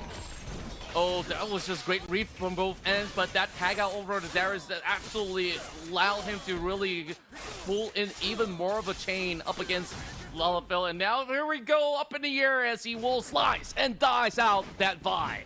Oh, and now it's left to only Darius by Lalafell now to try to jump up to engage into the fight. Might have to watch out for the anti-aerials by Ricky as well, just like that moves by Echoes over there. Yasuo is trying to put in pressure from behind as well. Fury Gate has yet to be expended by Darius. It's about time he had tried to gather that up. Break plays coming right in from Ricky. Echoes is from in front. Try to dash right in and caught on with the level 3 super, but got whipped over there. This in turn, Yasuo from Ricky BDGD with the level 3 super securing this game. It's crazy to witness that double ultimate to chime right through to secure the round for Ricky. And for a moment we thought, hey, it's gonna be the Noxian Guillotine. It's like, nope, it is the last breath. Doesn't matter anyways, as Lala fell on the first round. What a timing that was. Like, it's either do or die. It's either they managed to get caught on with the Darius level 3, or with the right perfect timing, instead counter with Yasuo's ultimate. So props to Ricky, managed to securing out that game. Now Lalafell, this is a do or die game for him. Oh boy, never thought we imagined Lalafell to be put into such a position. And I really do think that he needs to have even more impact on that Vi. I think like there were a couple of moments that he tries to really go into draw and initiation, but it instantly gets countered, and then he soaks in a big brunt of damage coming from the side of Ricky. So he's got to be a little bit more careful this time around. Let's see if he can actually weather the storm, because Ricky on that Yasuo, there's a ground. That's a ground for that ideas of his, you know, that sort of like back to end where he sends Y forwards with Darius in the back. But once the control was not in his favors now with the double down fuse here, so that's going to allow for Ricky's to chaining in another set of combos. At least now Y with the half HPs trying to put on forefront, got pushed back with break instead, and Echoes is engaging into Darius straight away. We have the break coming in from Lalafell's side as well, but now it's a double assist by the Ricky, and now with Echoes shipping in damage into Darius, getting into another tag launcher. Wall bounce coming right in as well for Yasuo to going in for another chain. At least there's a get up move from Lalafell. Y is being tagged right in and dashing right, trying to get to Yasuo, but now Echo's getting her from behind instead. Transition into the super move and get into a launcher with the wall bound combos right now. Ooh, there's no way out for this Vi, as the finishing last win will be able to just clear it off. Now down to Darius though. See if he's going to be able to turn this one. Oh, great overhead by Darius. But now it seems like Yasuo is in a bit of a trouble. Wounded stage is being afflicted onto him. Oh, a bit of a whiff over there. What a gambles on the timings to get up as well by Ricky's side when he's back against the wall like that. But now Echoes is the one instead trying to put pressures. But now Fury is being activated by Ricky. He's now getting rid of Yasuo's already. So now it's Echo against Darius. Echo's speech are much in the advantage though. Yeah, but you gotta also say that he's eventually charging the Fury. But here comes the Noxian Guillotine actually hits, and this could basically put him back in favor, and he will be able to slam him to the ground. Wow, a grapple to finish it. Insane reaction from Lalafell. What a play that was. He knows for a fact that the level 3 super is not going to be able to finish Echoes off. He anticipated that with the grabbing moves as well as attacking from Vi as well. And now we have to settle in for another round here. Echoes from Ricky's trying to even out the odds, trying to secure that equalizer round as well. Now Yasuo is being putting into the pedestals here with Vi, trying to use the blocking game to her advantages, but with her back against the wall right now, this is not going into Lalafell's favors at all. Into transition, another super is coming in from Yasuo. Great timing to get out of that position by Lalafell, but Vi HP is so low. Yeah, he did manage to keep her alive for the moment, so perhaps there's still a play to be done here, but now it is going to be a big juggle with the tag out. Oh, with the super as well. It's not quite connecting though. He managed to dodge it out in time. Now brings out the buy. Oh, he changed it back into his favor again. And now he slams the Echo to the ground. And there we go. The brick comes through. Slams him over the air. And it will take out the buy. Well, the down heavy move by Darius was such a clutch. It's an anti-air move, right? And that's worked out splendidly. But then once again, when the skirmish comes, Vi with the already low HP would be the one to signing off. And now it's only Darius left with half the HP. Fury Gaze has yet to be activated. He got caught on mid-air once again by Yasuo into another wall. And now another chain of combos coming right into the supers to securing his equalizing round for Ricky BDGD. He's absolutely rising with the win with that one. Now, it's Lalafell once again backed up against the wall. He really has to really find his opening. And here comes the super. Oh, it does hit Darius to bring him down to only 2 turns. Oh, he's still going to be looking for that juggle, the 20 hitter, and even more to go. He's looking for that last win. Does he actually find it true? Gets blocked instead. Oh, the combo trap is going to help a lot for Lalafell, but now Darius' HPs are very low. He has to reach into the wall of Vi instead. That early supers was just misplay over there by Lalafell, but at the very least, now with Vi still with a lot of HP, he's going to put a pressure onto Yasuo as well as Echo, who is now breaking into instead with the supers trying to equal out the odds as well. Vi HP is already half gone. That wall bounce allows her to come out of the wall. And instead, with this low block, quite a good read by Lalafell. But now Darius being switched right instead. This is quite a dangerous position. It's possible that he's trying to expend this Darius and in favors of the timing for Lalafell. Yeah, he really had to do so. He called in for that break as well. And this is where he really has to fight tooth and nail for it. He does actually connect it up against the Yasuo. And now he finds that chain reaction, that combo to really pit him over. Is he going to be able to carry on? And here he goes. As he goes, ground and pound. Whoa. Up in the air, still a little bit more, but the super comes through. It connects. Oh my goodness, Ricky, you're a monster. That was it. Ricky BDGD advanced to the next round in the lower bracket with the 2-0 victory. Wow, that was explosive. Lalafell almost took out that one, and he seemingly looked like he had a chance until that super came out, and it hit perfectly on the dot with the timing. We already see it already with Vi's super move, right? But then he's trying to jump in order to avoid from Ricky's counterplay, but that turns out to be Super's level 3 as well. So that is a costly mistake for Lalafell over there, and that's lose him this match. Yeah, I really felt like it was a couple of all these misplayed timing that really costed Lalafell to continuously soak so much of that damage, especially when, you know, he had to force a couple of all these tags in order to relieve a little bit of that pressure, but eventually it really felt like there's just not much more that he could actually pull out because he's already used some of all these supers.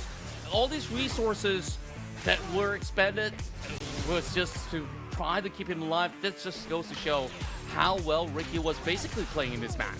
The timing for the double assist with Echoes and Yasuo plays out splendidly for Ricky, right? We see how he's managed to chain the combos from Echo setup right into Yasuo. It's almost by default at this point, you know, with the airborne. And even Darius, this play in particular, a super to super move, which turns out into Ricky's favor as well. So I would say his super level 3 timings are very much on point, Contra. Yeah, and on the other hand as well, I kind of wish that Lalafell would have that level of connection as well. But of course, when you're being put under pressure with, you know, a couple of rounds to try to wing it back, it doesn't seem like he has been able to even form that advantage. There was that instance where he did manage to knock out the Yasuo, but going down towards the Till, and I mean, this was that brutal call to eventually call in that Nox to finally win one round back, but it really boils down to this couple of all these instances where, you know, a couple of whiffs absolutely costed him. Lalafell's managed to capitalize that fury in that round in particular as well, so props to him in that regards. But then once again, when it's come for the times to like dealing with especially the break mechanics from Ricky, that is where, you know, he starts to fall short. And of course, with the airborne entries to get caught on, you know, that is what turns out to be costly. Yeah, I do agree on the timing on the breaks as well. I think like that's where Ricky usually regains the kind of tempo in his favor, and more often than not, he's been able to successfully chain it on top of it. So it was just wonderfully played out, and of course, it was great to see Lalafell in action, but his journey ends here. We hope to actually see him in a lot more 2XKO rounds in the future. So of course, keep on fighting. And for you guys who are also watching, you guys might be able to participate as well in more tournaments to come. But of course, speaking of which, we still have this lower bracket run. This time, it's Yokohama's Warwick up against Ikura, which we've seen him, I believe, going on that Echo before. We'll have to see if we're going to see pretty much similar instances. He does hover onto the Darius, so it's gonna be Darius and Ilawi. Okay, solid combo. We're liking where this is going. Oh, a very unique Warwick appearance here by the superhero sides here. So of course, I'm really looking forward to see more Yokohamas with his Warwick as well against Ikura. Yeah, and of course, we do have two Japanese players going toe to toe. And this is absolutely going to be quite the blast what we're getting. We're going for an early dive bomb coming out of the Echo, but instead it's the retaliation. The Axis slams him twice on the ground, and it's not going to stop anytime soon. Oh, the double combo from Darius over there is a great fix by Ikura.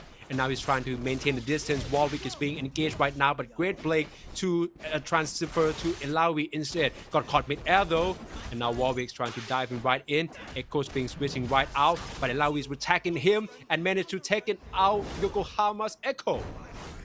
Yeah, I gotta say that is rather clean coming from Ikura's defense as well. Oh, he's calling in for the super, gets sold, he slashes right through.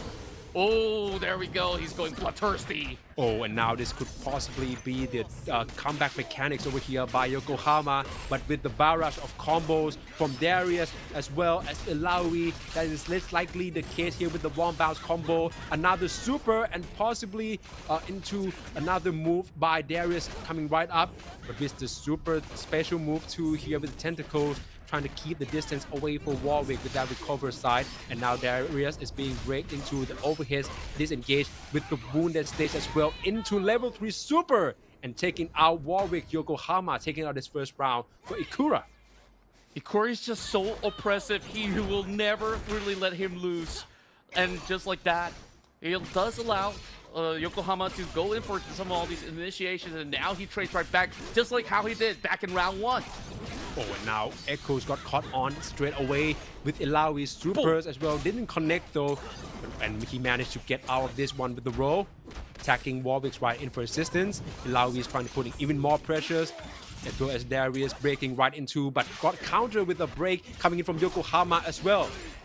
Oh, nice he jumps right over there. the wall. Yep. There we go. Just continuing on, just slicing him right through, and he did manage to dash right across, and now pins him out.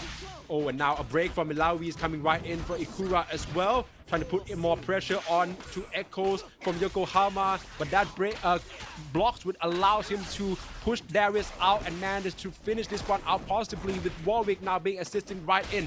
Trying to charging right with the grappling first, a hard knockdown, but a perfect parry by Darius from Ikura's side. This is a payback time for Ikura as he's now trying to push to finishing off Warwick's of Yokohama with Ilawi's super. Insane reaction timing with the parry though. and that really kept that Darius alive.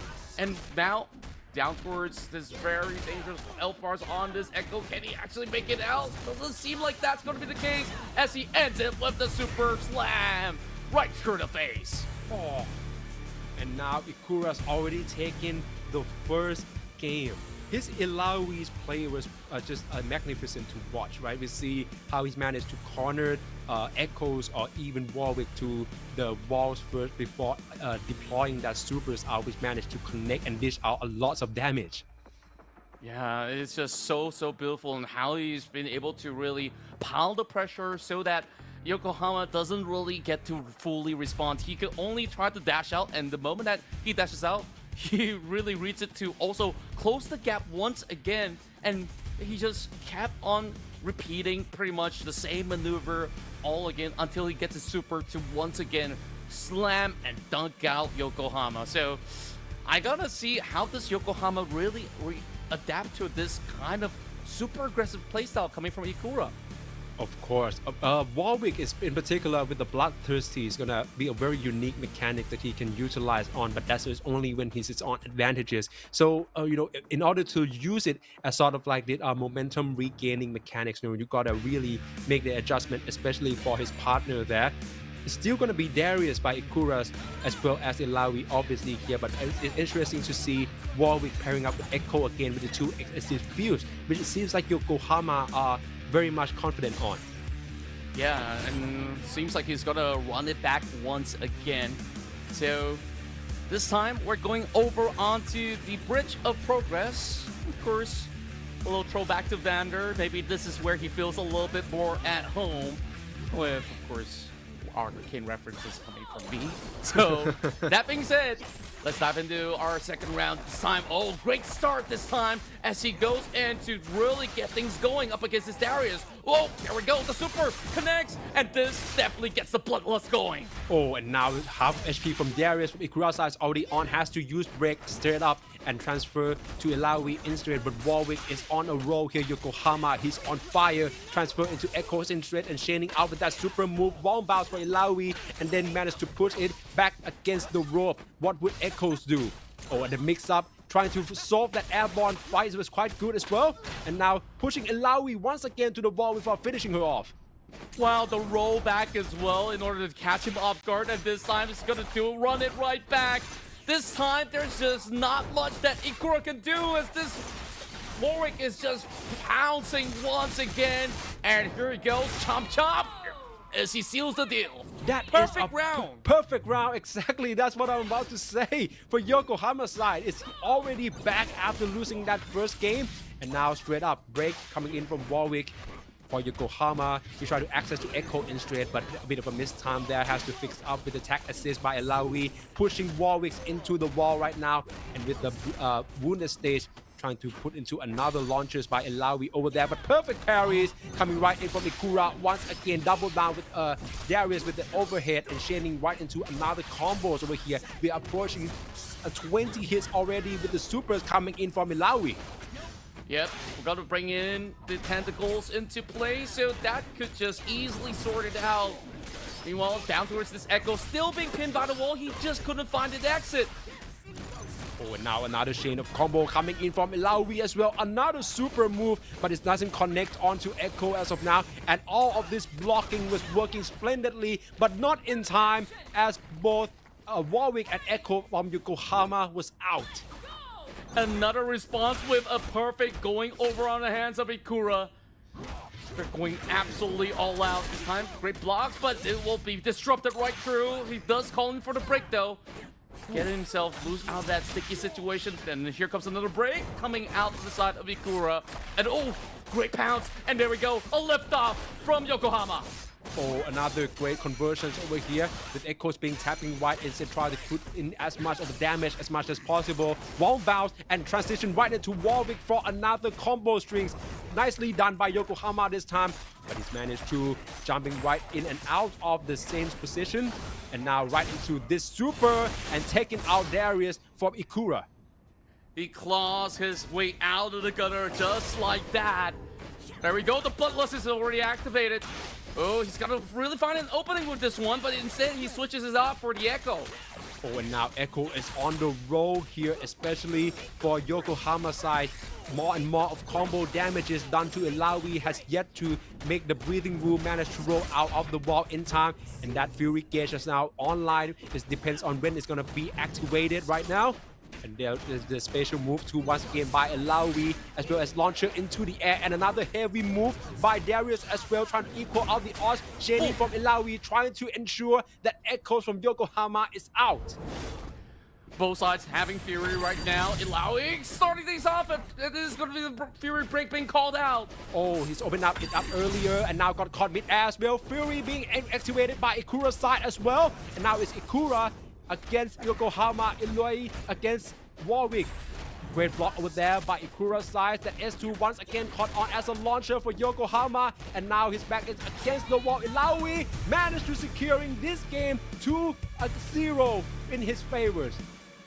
The back and forth exchanges, the perfect rounds from each end, but it was still Ikura that stood tall. My goodness, that was quite the matchup that we've just been able to witness, and Ikura will now advance ahead.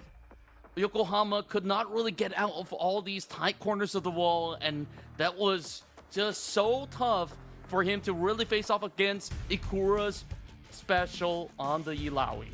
Yokohama's also put on a show as well, right? I think that that perfect round shows us what he's capable of, right? It's just a matter of the game plan, especially when it's up against the chain combos between Ilawi and Darius. You know, that wounded stage is going to be a lot of pressure putting onto him for him to pull off that perfect sync between Warwick and Echo.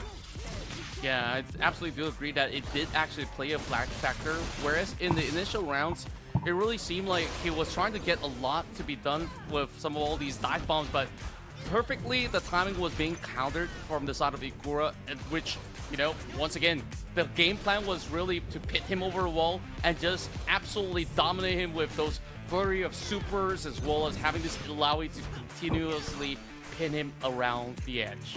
That Ilawi's level 2 supers is playing in a lot of factors when it's coming to dishing in a lot of damage, obviously, but also to maintain that distance. And also what cannot be dismissed is Ikura's parry timing. We see that already with that highlights over there. Darius parrying from behind, get into a transition for Ilawi to finish it off. Or even in this match in particular here, you know, we're going to see a lot of a move coming in from Warwick, Yokohama side as well, as this is his flawless round. Yeah, I like the fact that you pointed out that parry, because usually it's the ones that are on the defensive side that's getting hit that usually pulls off parry. But he was going full offense and he still found that perfect parry moment. He knew exactly how to really read out Yokohama's timing on his engagement. And of course, we had that perfect round as well coming from his Warwick, and this was absolutely wonderful to actually see him really operating on that bloodlust to really regain a little bit of that edge. Parry is quite a costly mechanics, you know, in all fighting games in particular, but also 2XKO here. We're gonna see how much it's used, because if you couldn't manage to put it into the perfect timing, you're gonna lose like a whole gauge, right? So super gauge. So of course, I think that is very quick factors that, you know, Ikura managed to pull out of. Yeah, and of course, when you pull it off perfectly, it rewards you by refunding that ultimate gauge as well. So kudos to him overall to be able to really react and respond in possibly the most perfect maneuvers in such an important round. They do, of course, we will see him in the upcoming rounds of the lower brackets, but now we focus back onto WDP Balza to take on Sinov. Oh boy, this is going to be a heartbreaking round, because I'm a big fan of both of them. They're great players overall, but we'll see if the grappler Balza will be able to survive the run up against Sinov, as he's going to be fielding Vi. But who is he going to be pairing the Vi with?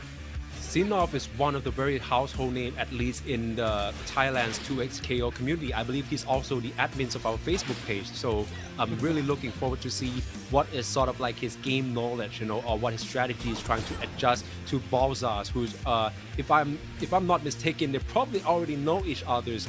So with these matchups coming in with Braum and Blitzcrank, obviously with the double, sorry, I think it was freestyle, right? That fused. So yes, once again, a lot of pressure coming right in, as well as comeback mechanics. Just loving how creative our dear Thai players are on the freestyle. So we're gonna definitely see some pretty insane mechanics coming in. Oh, a great break coming out from the side of Sinov as he did manage to alleviate a little bit of that pressure. That rocket grab did not connect though. So the thing about playing some of these grapplers that you need to close in those distance, and Sinov is not gonna allow that. With Blitzcrank being on the back line and Braum on the front instead, you know, that is less likely going to work with that rocket grab, right? But now it seems like at the very least, Balsa is on the huge conversion here. Wise with damage was already half at the early rounds, going to get swooped by Braum as well here, and possibly securing these eliminations by Balsa, taking out Wise from Sinov. I just love how he actually bait him to the corner where he just hop over for that reversal as well. And he's just gonna do exactly the same thing, hit him out, and this is just where Balza wants him to be. All right then. This one grappling coming right in from Blitzcrank. We finally get to see it, but once again, it's going to be Braum who do the hard works with this super, finishing off Darius as well. A bit of an HP coming back, and it would be the dash from Braum to secure this round for Balza. Slams the door right through his face to secure the first round. Quite poetic, if I must say, but it will be Divide that does actually pin him out as well. Just a little bit of chip damage so far, and there we go. Finally calling in for the break. Oof, okay. Great fix from Sinov's side at least. Now it's Blitzcrank against Darius trying to tackle in. Braum is to a perfect parry by Sinov.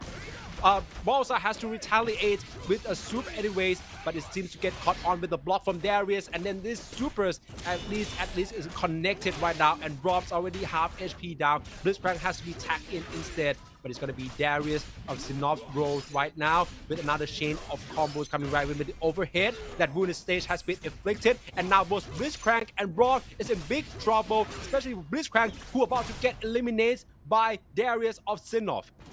Whoa, Sinov absolutely flex right there. The parry, the perfect block on the ultimate as well. And on top of that, it's just gonna go in for that perfect blow straight to the jugular. And that was just what Sinov offers here to gain his first point of the round. Oh, now another good openings over here by Sinov, but he's got to get into another huge conversion for Balsa straight away, trying to equal the odds out. YHP is already half gone.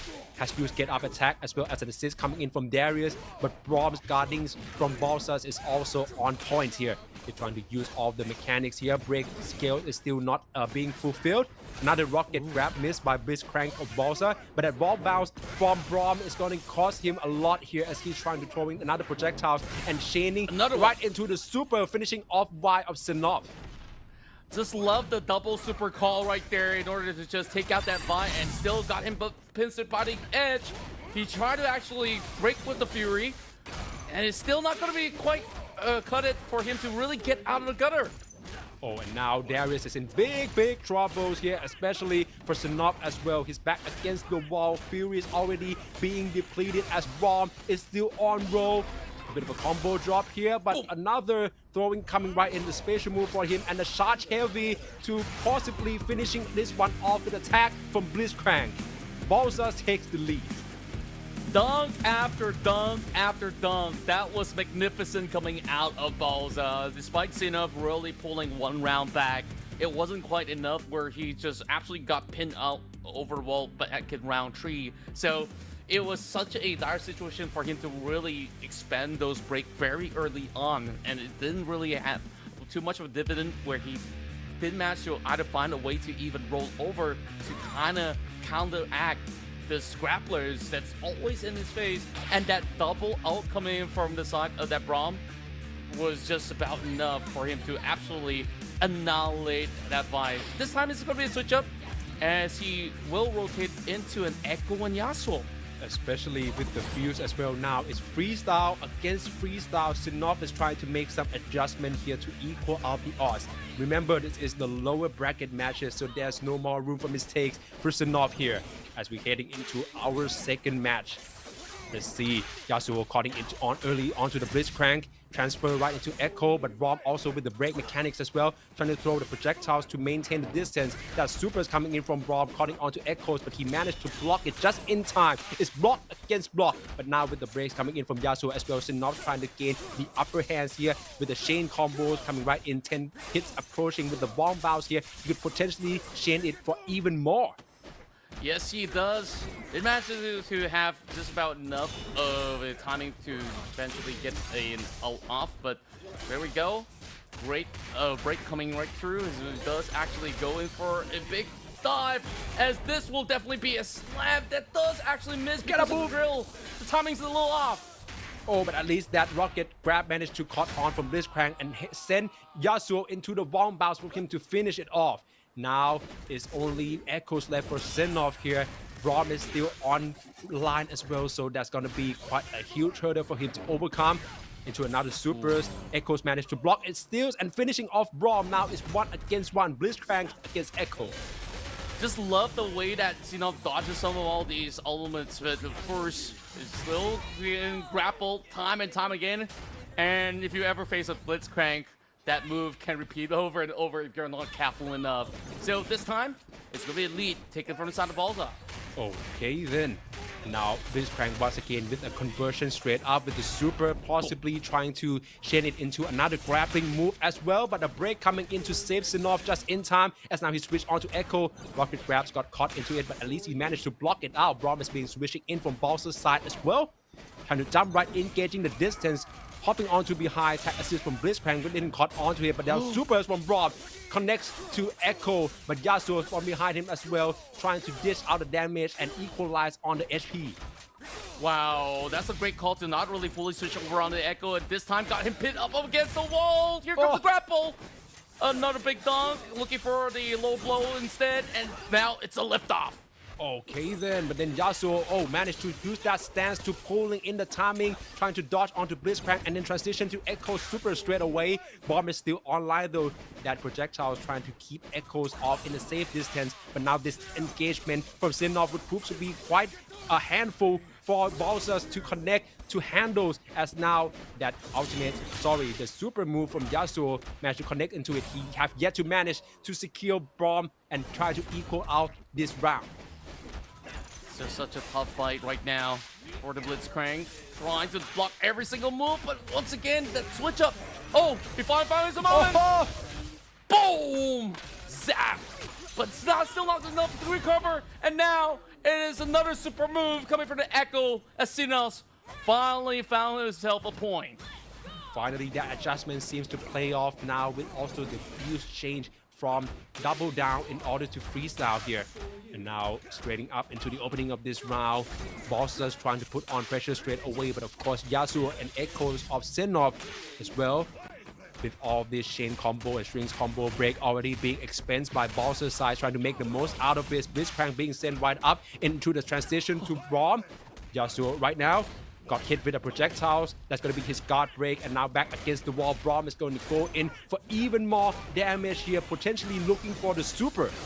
Oh, he absolutely got him all concussed, and there's just no way out of this corner right now. Still pulling off some great blocks, but it's still not going to save him. It's still full connection coming from the Braum, and kaboom! There goes the Yasuo.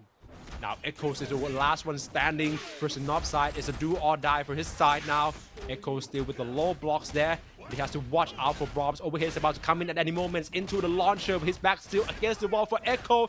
HP dwindling down as well, as another super move coming in with this ultimate from Braum, potentially closing out the deals, taking out Echoes of Sinov.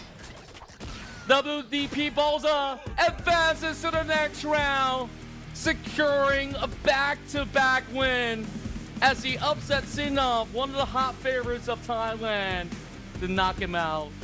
Well, our dear admin, I guess at least he still got some stuff to manage with the entire community of 2XKO, but it was still quite the fight that Sinov has put out up against Balza.